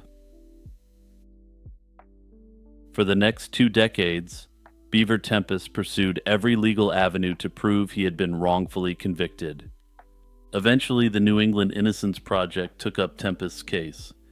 They re-examined the old evidence and uncovered stunning new information. For example, one key witness had initially given a statement that contradicted her trial testimony. Inconsistencies the state never revealed to the defense. They also discovered that the detective's original informant was a man with a personal grudge against the Tempest family, and that fact was never shared with the defense either. Investigators had even coached the witnesses on what to say, gently reminding them, repeatedly, that Beaver Tempest had confessed to the crime. Piece by piece, Tempest's team built the case that his 1992 conviction was founded on unreliable, manipulated evidence. In 2015, Tempest's lawyers filed for post-conviction relief. A Rhode Island Superior Court judge agreed that the original trial was flawed to the point that Beaver Tempest was denied his constitutional right to a fair trial. In July 2015, he vacated Tempest's conviction, ruling that prosecutors had withheld exculpatory evidence. After spending 23 years in prison, Tempest was released on bail that fall, awaiting a new trial. The next year, 2016, the Rhode Island Supreme Court upheld the decision, affirming that Tempest's conviction couldn't stand given the misconduct and new evidence. For the first time in over 2 decades, Tempest was out from behind bars, at least for the time being. Even after the courts overturned the conviction, state prosecutors were reluctant to let the case go. They initially announced plans to retry Tempest for the slaying of Doreen Pickard. By then, the evidence against him had been severely undermined, and memories had faded. Rather than risk a second trial and a possible life sentence, Tempest made a consequential choice. In December 2017, he entered an offered plea, a legal mechanism whereby a defendant doesn't admit guilt, but acknowledges that the prosecution has enough evidence to convict.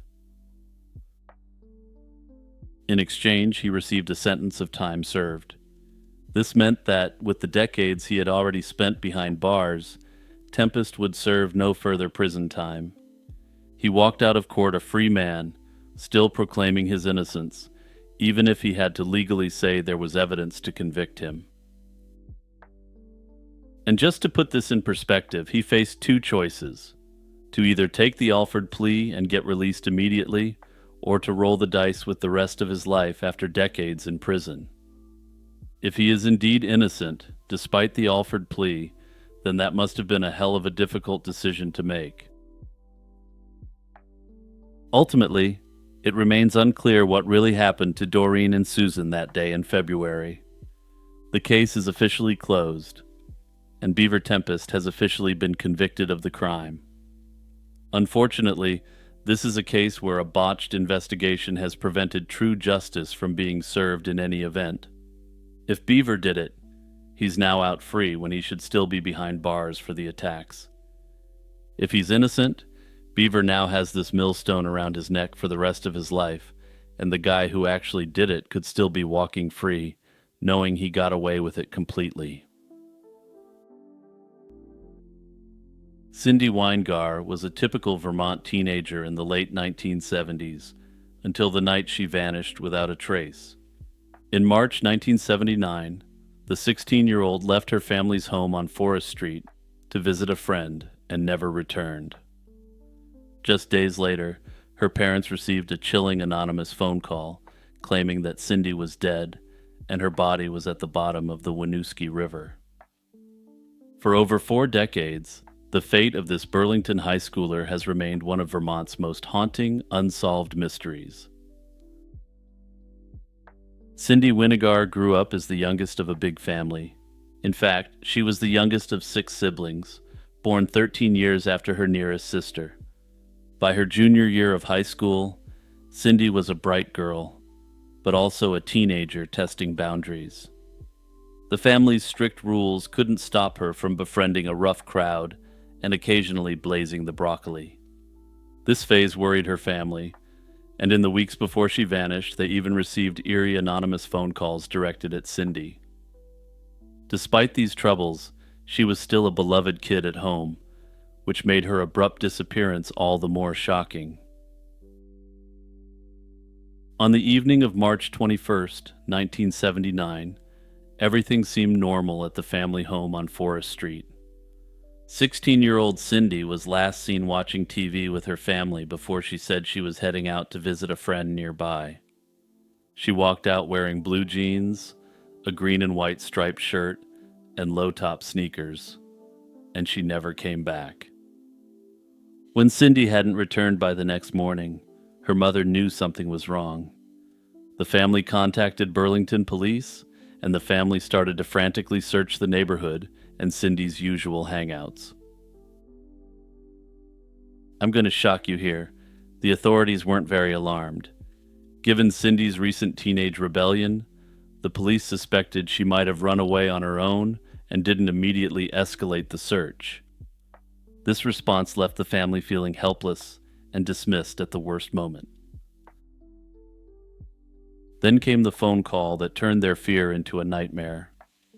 A few days after Cindy went missing, her mother received an anonymous call from a man who delivered a disturbing message.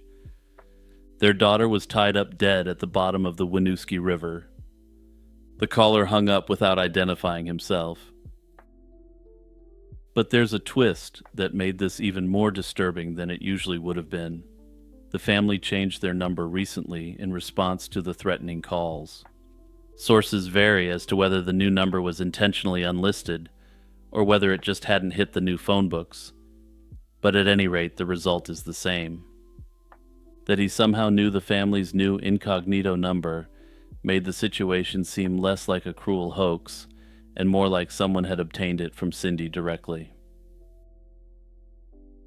They begged the police to take this tip seriously, but no organized search of the river was done at the time.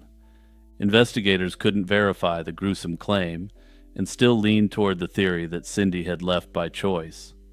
For the Winigar family, however, that call felt like proof that something terrible had happened to their daughter. Reading between the lines here, it appears to me that the quote-unquote investigators may have believed that the call was hoaxed by the family to get the cops to take the case seriously. With few leads and a lackluster police response in 1979, Cindy's trail went cold fast, and years passed without any sign of her. In 1981, the family suffered another tragedy when Cindy's father, John, drowned in the river near their home. At John's funeral, a relative swore they saw a young woman standing in the back of the church who looked exactly like Cindy. Before anyone could approach, that woman slipped away, leaving the family wondering if Cindy had quietly returned to say goodbye to her dad. In the years that followed, a few other people claimed to spot someone resembling Cindy around Burlington, but none of these sightings could be confirmed. In 1985, a peculiar discovery briefly raised hopes.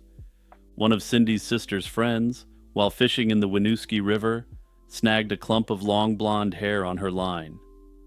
Recalling the anonymous caller's dire warning, she alerted the police. Unfortunately, without any other evidence or the ability to test DNA at that time, it was impossible to prove if the hair was Cindy's. Over the ensuing decades, Burlington police did periodically review Cindy's cold case, but no solid leads ever emerged. Officially, the case remained open, although her family strongly believed that labeling her a runaway early on had caused critical delays in the investigation. Cindy's parents passed away never knowing what happened, and her surviving siblings have refused to declare her dead, holding out hope that the truth will be discovered one day. When examining what might have happened to Cindy, two main theories stand out, each telling a very different story. Personally, I find myself torn between them, trying to weigh the evidence on each side. One possibility is that Cindy left on her own that night, essentially running away. This was the initial assumption by law enforcement. Indeed, Cindy was a teenager in a rebellious phase, chafing under strict rules and hanging out with a new crowd. Perhaps she wanted a taste of freedom, as so many people around that age do. Supporters of this theory note that there were reported sightings of her after she disappeared as evidence in favor of her survival. Maybe she felt she couldn't come back and chose to start over elsewhere in secret. However, it must be noted that all these so-called sightings remain completely unconfirmed and could honestly be wishful thinking on the part of her friends and family. Personally, I find the runaway theory hard to fully buy unless there was a much more sinister force pulling her away from home. Cindy left without taking any belongings or money, which is unusual for someone planning to be gone long. And would she really cut off all contact for decades? It's hard to imagine her watching her family suffer all this time without ever letting them know she was okay. Moreover, the sinister phone calls that targeted her, both before and after she vanished, don't fit with a simple runaway scenario. Those calls strongly imply that she was in some kind of danger, not just a teen quietly slipping away. So yeah, I have serious doubts that Cindy simply ran off to start a new life by choice. If this theory is accurate at all, I believe there's the possibility that she may have been trafficked, though there's no real evidence for it. She may have believed that she was running off to start a new life with an older quote-unquote boyfriend. This scenario is all too common, and she may have met someone participating in this disturbing trade when she started falling in with the wrong crowd. Traffickers directly prey on vulnerable young people and trick them into believing they're someone that can be trusted and has their best interest in mind instead of their family. But let's put this theory aside for a second. The other theory is that Cindy met with foul play, that she intended only a short outing, but fell victim to someone who meant her harm. The menacing calls to the family home before Cindy disappeared suggest that someone was threatening or stalking her. Then the anonymous caller who claimed she was dead in the river could well have been the perpetrator taunting her family with a confession. The fact that he knew an unlisted number hints that this person was likely someone acquainted with Cindy or her family. All of these points indicate that Cindy may have been targeted by someone she knew or encountered, rather than choosing to disappear. To me, the foul play theory is unfortunately the more convincing one. Perhaps Cindy went to meet a friend or acquaintance that night and something went terribly wrong. If she was harmed, the guilty party may have panicked and disposed of her body, and that disturbing phone call might have been a twisted attempt to confess. Given the evidence of direct threats and the complete silence from Cindy after that night, foul play by someone in her orbit seems the most plausible explanation. But back to the trafficking theory once more, since it potentially intersects with this theory. It's entirely possible that Cindy wasn't willing to do what a trafficker wanted her to do. Rather than let her go and leave evidence of the crime that was already committed, the perpetrator may have slain Cindy. Nearly half a century has passed since Cindy Weingar walked out of her Burlington home and vanished, yet her case remains as perplexing as ever. She's still listed as a missing person, and the investigation is still open to this day. That said, this is an investigation that was likely botched from the start, by the common assumption that every teenager is simply a runaway. Her siblings haven't given up hope that they might one day learn what really happened on that March night in 1979. It was a damp, foggy August morning in 1975 when a father and son set out early for a simple fishing trip on Sherman Lake in Newcastle, Maine. The serenity of the water was shattered by a gruesome discovery. At about 8 o'clock, as they prepared to cast their lines, the two fishermen noticed something floating near a bridge. Upon further investigation, they discovered the body of a young woman. The horrified pair ran to a nearby farmhouse to call the police, initially reporting what they assumed was a drowning. But as officers arrived, it became clear this was no accident, but rather the beginning of a mystery that would haunt Maine for decades. A Lincoln County deputy sheriff was first on the scene on that August 16, 1975 morning. He noticed potential signs of foul play and secured the area, then called in the Maine State Police from Augusta. By the time state detectives arrived, a small crowd of onlookers had gathered in shock along the road. The victim's body was found face down by the water's edge, arms outstretched and hair fanned across the shallow lake. She was mostly clothed, and she still wore some jewelry, including a silver bracelet and a small pendant. However, despite these identifying features, no ID was found with her, so her name remained a mystery at the time. As officers pulled the body from the water, the cause of death became grimly apparent. A dark ligature mark encircled her neck, and bruises were visible all over her body. The state medical examiner determined she had been in the water less than 24 hours, suggesting the slaying likely occurred the night before. The perp had made little effort to conceal the crime scene, and the young woman had simply been dumped in the lake. In the days after the discovery, the victim still had no name. Investigators canvassed the area, interviewing locals and checking with hotels, campsites, and police agencies for any missing person matching her description. Some even theorized she might have been a seasonal waitress or other summer worker passing through. Despite these efforts, no one could identify the young woman. Growing desperate, authorities took a very rare step. They released a post-mortem photograph of her face to the media and asked them to broadcast it on the local news and put it in papers. Remarkably, this gamble paid off very quickly.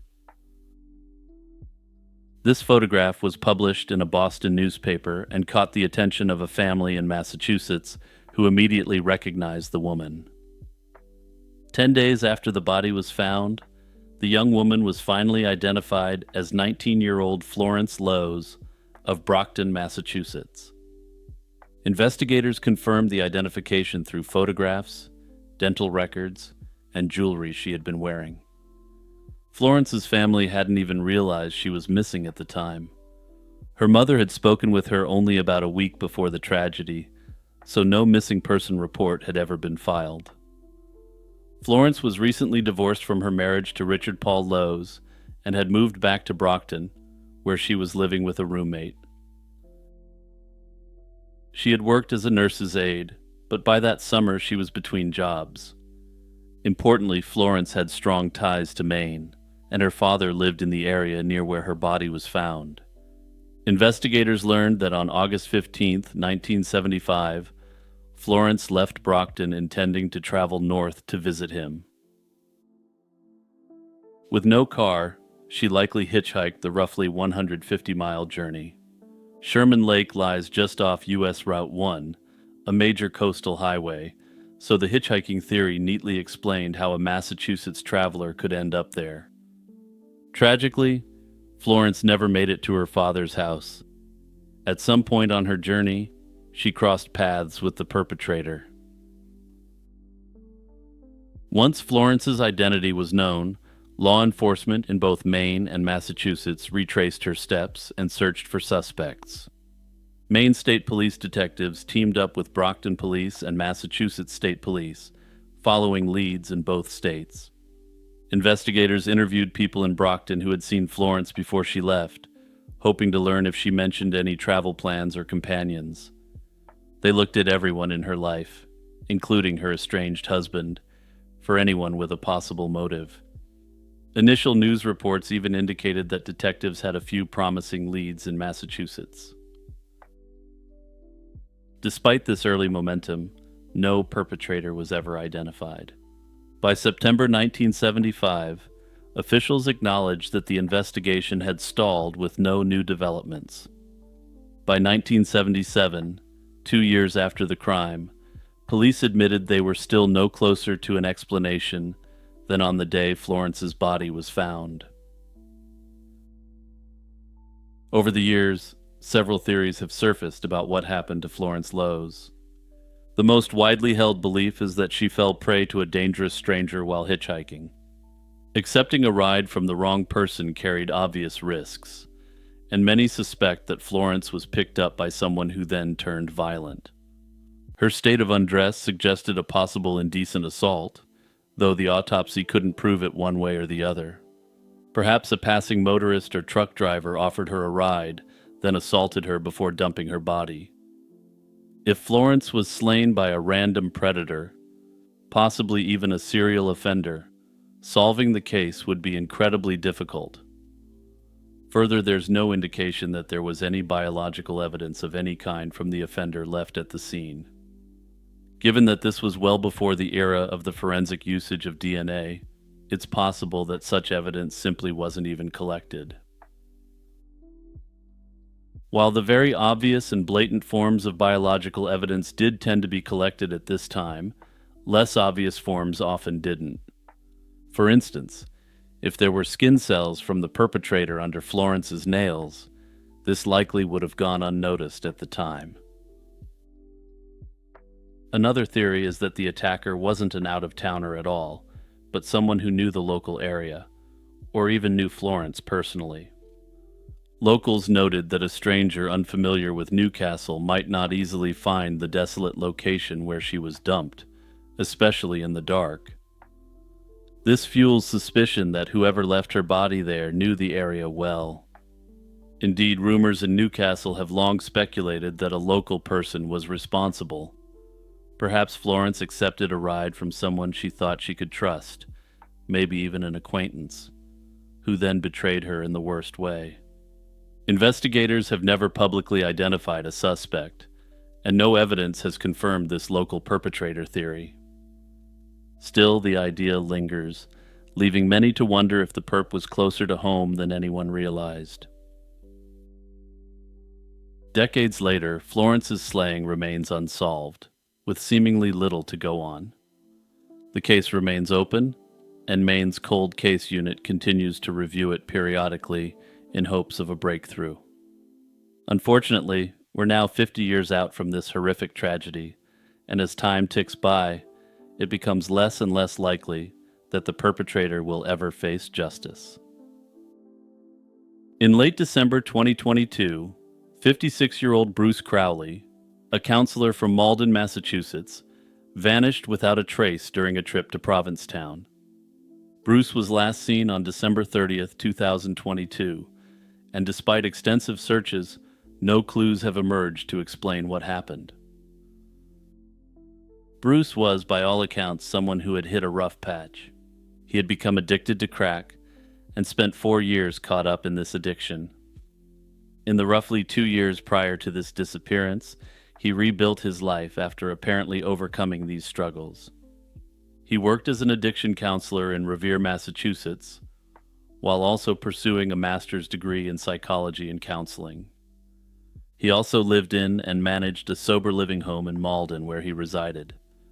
Prior to falling into addiction, he had worked as a hairstylist, and he had recently gone back into this profession on the side as well. It's on this backdrop that Bruce dropped off the face of the earth. On December 28th, 2022, just days before New Year's Eve, Bruce left work unexpectedly without telling anyone his plans. That evening, he failed to deliver medication to a client and did not show up for work the next day, an uncharacteristic lapse that raised concern among co-workers. Surveillance footage later confirmed that Bruce had traveled to Provincetown at the tip of Cape Cod and checked into the Anchor Inn beach house on Commercial Street. He withdrew $950 in cash on December 28th before departing, suggesting he anticipated expenses during his trip. According to the motel staff and security cameras, Bruce was last seen on the evening of December 30th, 2022, leaving the Anchor Inn. He mentioned to the staff that he was going to meet friends for dinner, but he never returned to his room. All of his belongings were left behind in his rented room, and his gray 2011 Mini Cooper was later found parked in Provincetown's West End, not far from the hotel. After that Friday night, Crowley simply vanished. He didn't check out of the inn, nor contact anyone, and he missed the New Year's festivities that he ostensibly had planned to enjoy in Provincetown. It remains unknown who he intended to meet or what his plans were that night. When Crowley failed to return home as expected, His family reported him missing on January 4th, 2023. This prompted an immediate investigation spanning multiple jurisdictions. Both the Provincetown Police Department in Cape Cod and the Malden Police Department in Bruce's hometown launched efforts to locate him. Authorities canvassed Provincetown but found no sign of Crowley beyond the discovery of his vehicle. On January 13th, 2023, about 2 weeks into the search, the case was turned over to the Massachusetts State Police. State troopers conducted extensive search operations in the Provincetown area, including aerial searches by helicopter and coordinated water searches along the shoreline. By late January, the district attorney's office emphasized that the search was ongoing and active. Officials also stated there was no indication of any threat to the public, suggesting that whatever befell Bruce was likely an isolated incident. Despite the intensive effort, from combing beaches and harbor waters to reviewing surveillance footage, no definitive clues were uncovered. Bruce's cell phone and bank accounts yielded no helpful information released to the public, and no witnesses have come forward to provide any meaningful leads. Provincetown, normally a bustling resort in summer, offered little information during the winter lull. Frustratingly for investigators and family alike, the trail went cold. The baffling absence of evidence has led to various theories about what happened to Bruce Crowley that weekend.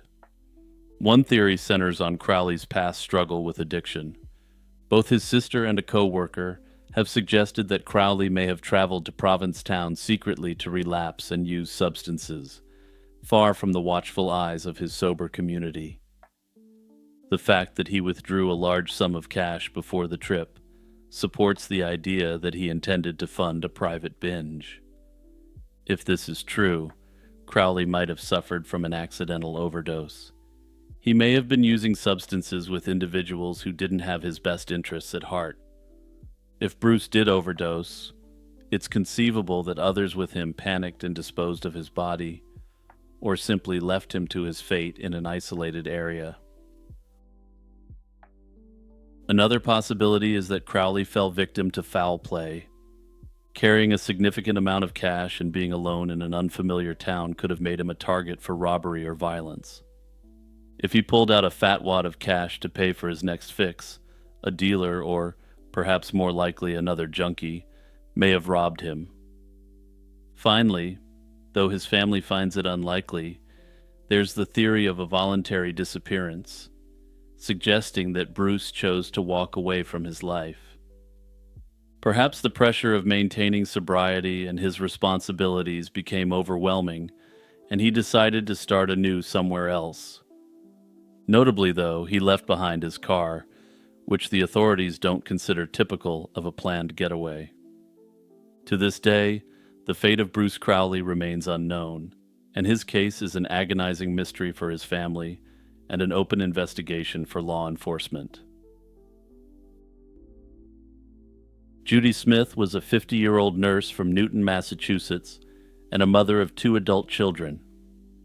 In April 1997, she accompanied her husband, Jeffrey Smith, on a trip to Philadelphia for a conference. They treated it as a short working vacation, hoping to enjoy some sightseeing together during their stay. What began as a routine visit turned into a haunting mystery when Judy went missing during a day of sightseeing. 5 months later, her remains were discovered over 600 miles away in the mountains of North Carolina, a turn of events that left both her family and investigators stunned. On April 9, 1997, Judy and Jeff flew separately from Boston to Philadelphia because Judy initially forgot her photo ID and had to catch a later flight. She arrived that evening without issue. The next morning, April 10th, Jeff attended his conference sessions while Judy set off around 9 a.m. with her trademark red backpack in tow to explore the city's historic sites. Also, keep this red backpack in mind, because we're going to be coming back to it later. They planned to meet back at their Center City hotel by late afternoon, but Judy never returned as expected. When Jeff realized his wife was missing, he searched the hotel and nearby tourist areas.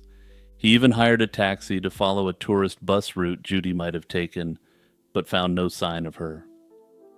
Finally, he contacted the Philadelphia police by around midnight to report her disappearance. Authorities were initially skeptical about a missing adult who had been out sightseeing, but Jeff insisted something was wrong, and an investigation was soon underway.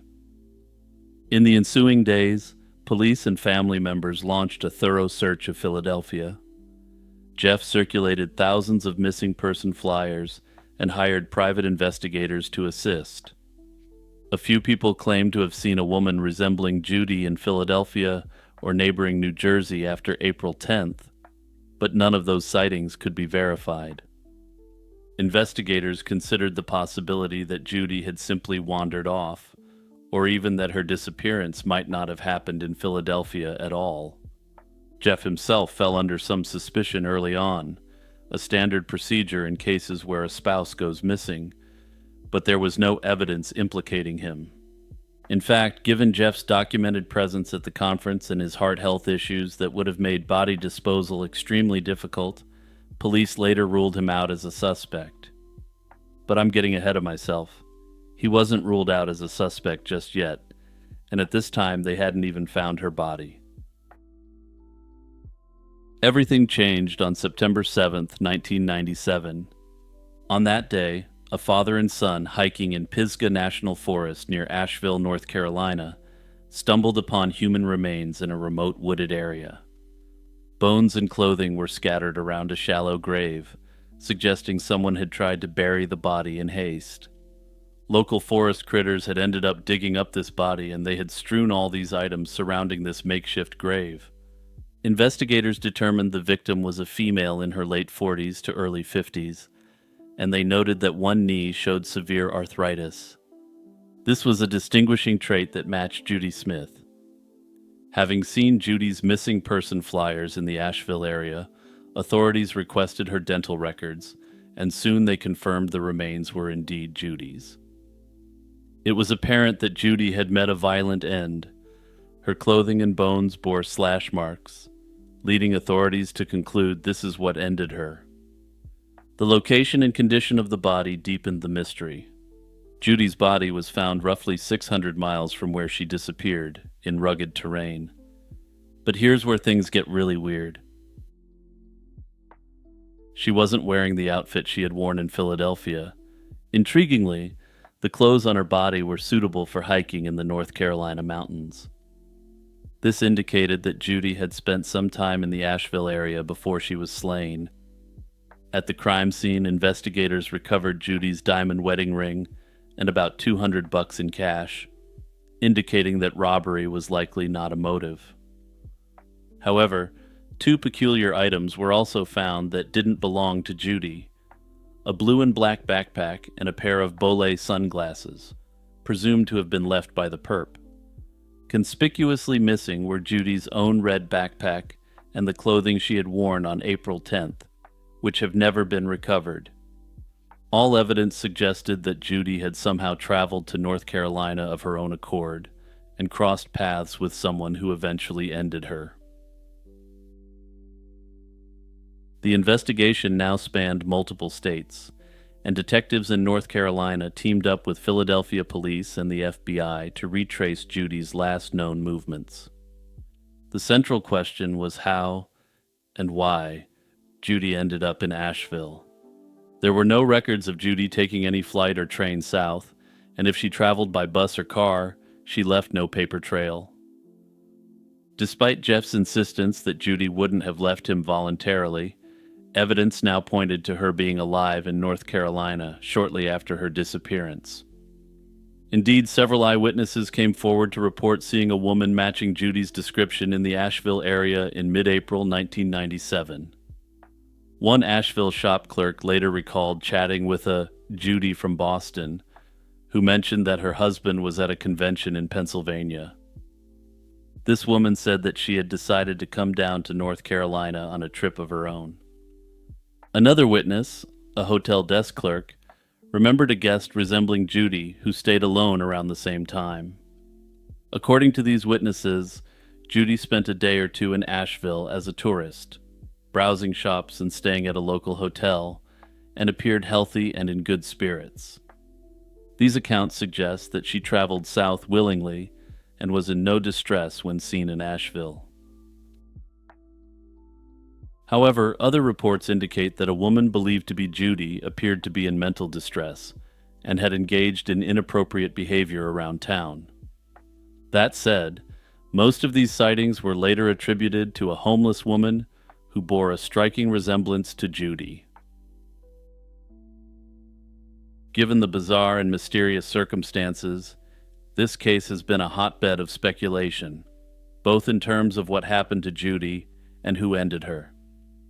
It's possible that, once in Philadelphia, Judy decided on a spur-of-the-moment journey to explore a place that interested her without telling anyone.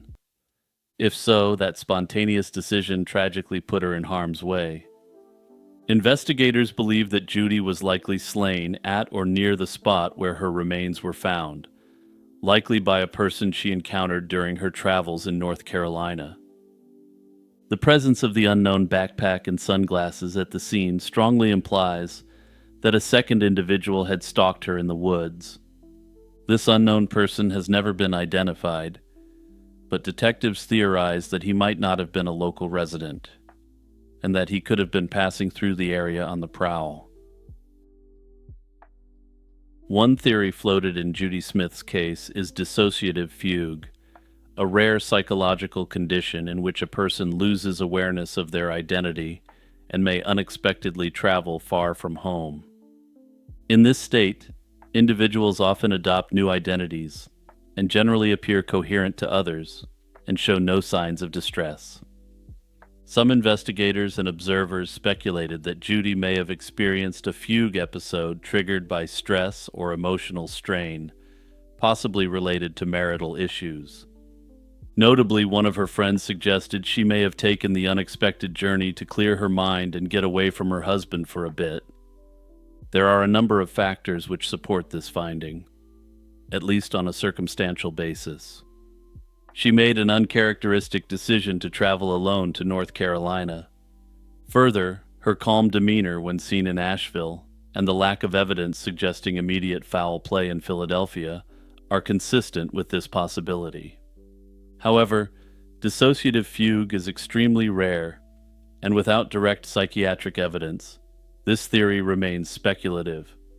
Unfortunately, given that she was deceased when she was found, that direct evidence can never be obtained. Still, it offers one potential explanation for how Judy could suddenly disappear and travel 600 miles without informing anyone. Over the years, various theories about the perp's identity have been proposed. One theory suggests that Judy fell victim to a random predator, perhaps someone posing as a good Samaritan or a fellow hiker, who gained her trust. Another theory emerged linking her case to a known serial predator, Gary Michael Hilton.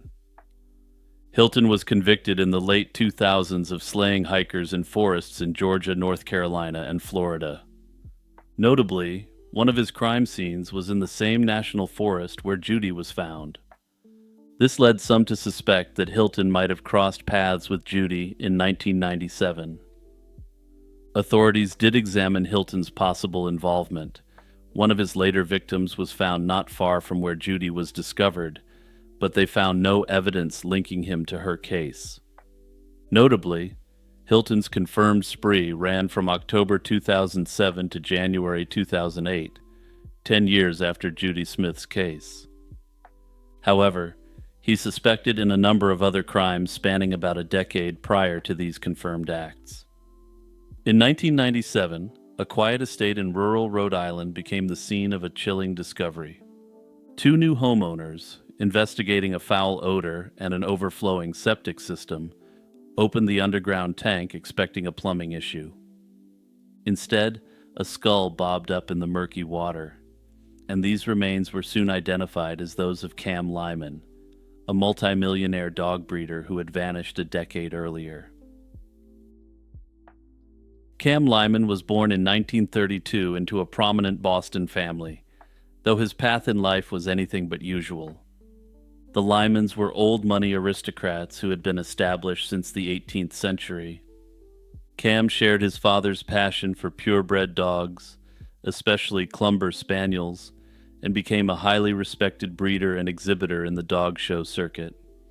By all accounts, Cam was talented yet reclusive, preferring the company of his dozens of prize-winning dogs over people. He never married or had children, and instead, his dozens of show-quality spaniels were his pride and joy. In the 1970s, after his parents passed away, Cam retreated from society almost completely, only communicating with friends from the dog world. After his parents had passed, Cam publicly transitioned to a male identity, though reports suggest his few friends had known this for years. This decision appears to have further alienated him from his aristocratic friends, who already saw him as an unusual and eccentric figure who didn't fit into high society. At around 6 feet tall with a mustache, short cropped hair, and tweed jackets, Cam cut a distinctly masculine figure, and by 1985, he had legally changed his name. Despite a significant inheritance and a multi-million-dollar trust fund, Cam lived in a way contemporary reports called relatively modestly on a 40-acre estate in Hopkinton, Rhode Island. And I assure you that the words relatively are doing some heavy lifting here, since to me it looked like he was living large. He built a high stockade fence around his house and installed no trespassing signs, deterring visitors. Cam's daily life revolved around his kennel of dogs and feeding, grooming, and training them for competition. While he was rich in dog companions, his human friends were few, and mostly also drawn from the same upper-class background. However, one person managed to enter Cam's insulated world: George O'Neill, a fellow dog enthusiast. Cam met George around 1981 at dog shows, and by 1984, he had hired O'Neill as a caretaker and assistant. George helped manage the estate, pay bills, and drive Cam to dog events. In time, George became Cam's closest confidant, and reading between the lines, it looks as though he portrayed himself as a non-judgmental figure in his life. Cam trusted him enough to grant George power of attorney over his affairs, meaning O'Neill could handle Cam's finances and property. According to later court records, Cam even named O'Neill as sole beneficiary in his will, designating that O'Neill would inherit Cam's personal estate upon his death. It was an unusual level of trust, and one that would come under scrutiny once Cam disappeared. Sometime in the summer of 1987, Cam Lyman vanished. The exact date isn't clear, but July 20th, 1987 is often cited as the day anyone last heard from him, as indicated in court documentation which I was able to dig up. George O'Neill would later tell police that he and Cam had an argument over the phone about dog business, and Cam abruptly hung up on him. The next day, O'Neill drove to the Hopkinton estate to check on his supposed friend. What he found was strange. The mansion's doors were left wide open, the telephone had been ripped out of the wall, and Cam was nowhere to be seen. Dozens of Cam's beloved spaniels were unattended on the property. O'Neill claimed he never saw Cam again after that day.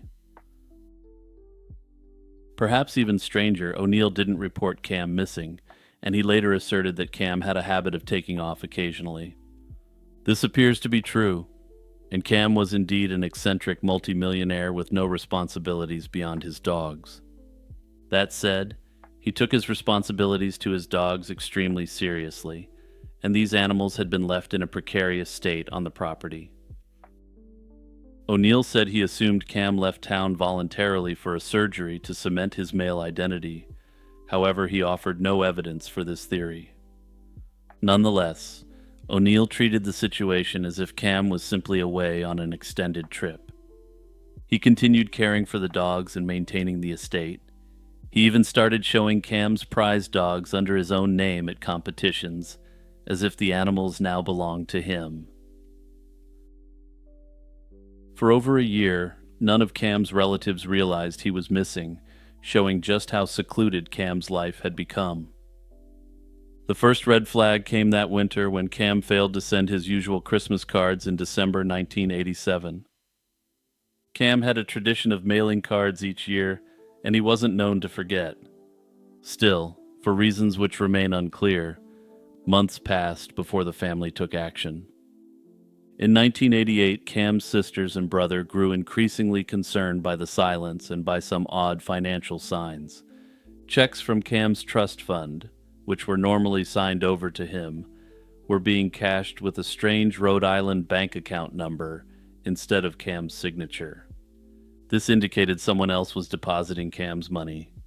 By December 1988, nearly 18 months after Cam's disappearance, the Lyman family finally contacted the Hopkinton police and filed a missing person report.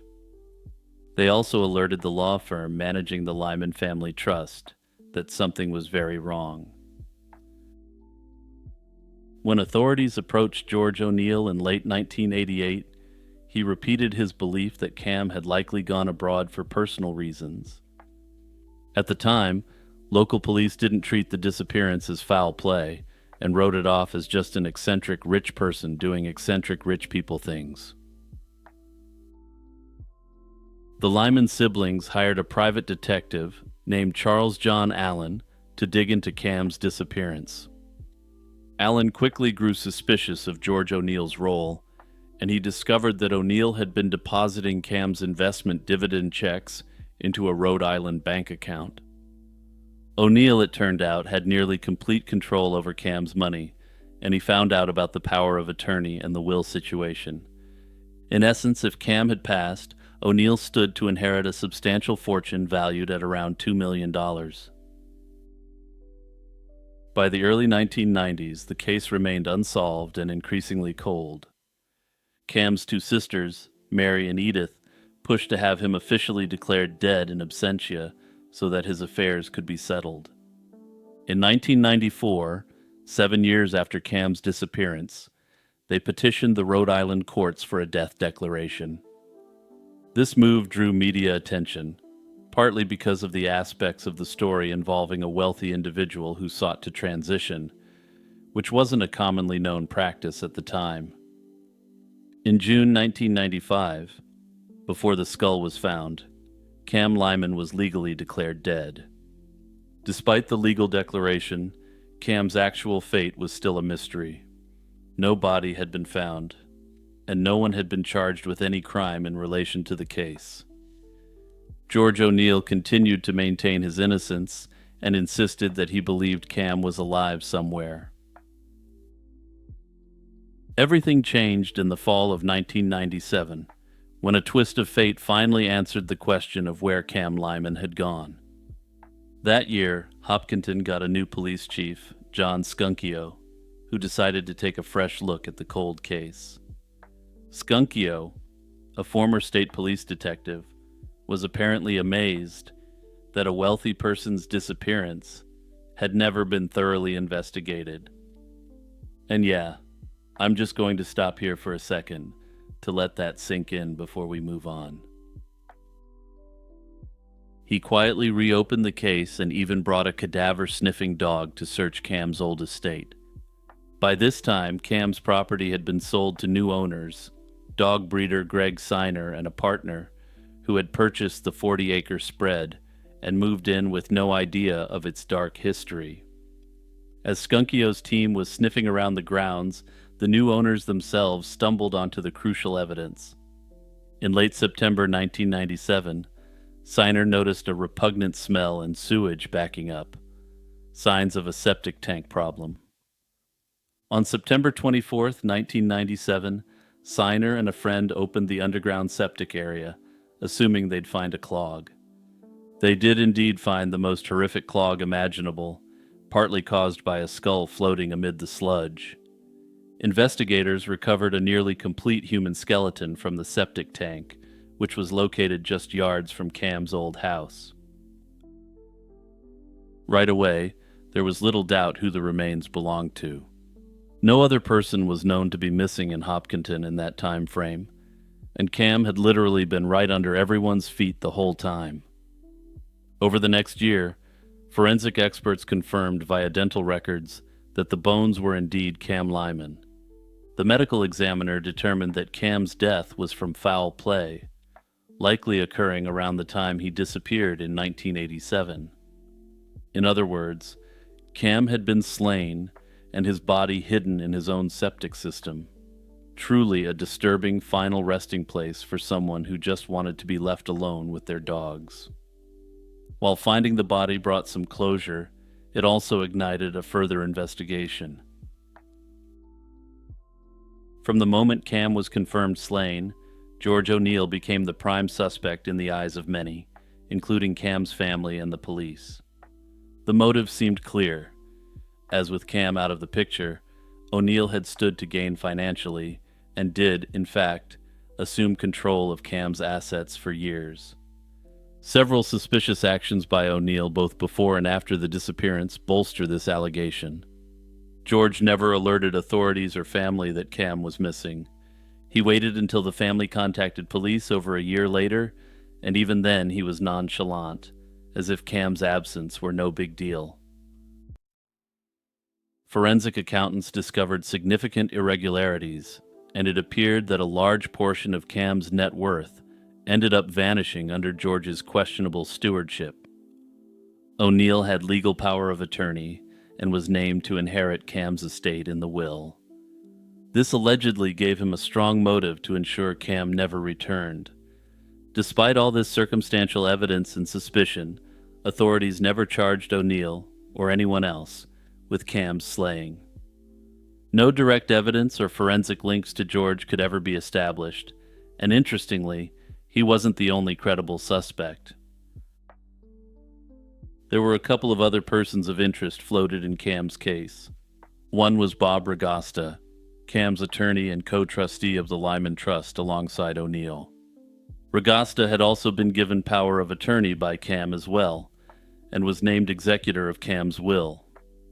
Essentially, Regasta and O'Neill together controlled Cam's finances when he disappeared. If O'Neill had a hand in wrongdoing, some wondered if Regasta could have been complicit, or at least aware. However, no concrete evidence tying Regasta to the disappearance ever surfaced publicly. Another pair mentioned by the authorities were John and Judy Weeks, a couple who worked as caretakers on Cam's property before the sale to the new owners. It's unclear what, if anything, made the Weeks suspicious to investigators, and the case remains an active and ongoing investigation. To date, no charges have been filed against Regasta or the Weeks, and they have denied any involvement. George O'Neill was eventually charged with embezzlement in relation to a false check for $15,000 he had unlawfully cashed for himself. All of the other financial irregularities appear to have simply been chalked up to poor management rather than malice. At any rate, George eventually pleaded guilty to the embezzlement and was given 1-year probation. George O'Neill would die in 2011 without ever revealing any further information about the slaying of Cam Lyman, if he knew anything at all. Anyway, obviously theories about Cam Lyman's passing have centered on the people closest to him, and the most obvious suspect has always been George O'Neill. Still, the theory that O'Neill ended Cam is built almost entirely on inference. There's no forensic evidence linking him to the remains, no eyewitnesses, and no confession. Other figures in Cam's life were mentioned as possible suspects, though nothing concrete tied them to the crime either. The truth is that Cam was reclusive, wealthy, and surprisingly vulnerable and isolated, which meant multiple people may have had reasons to take advantage of him. Given the fact that no functional investigation started until almost a decade later, we may never know who else stood to benefit.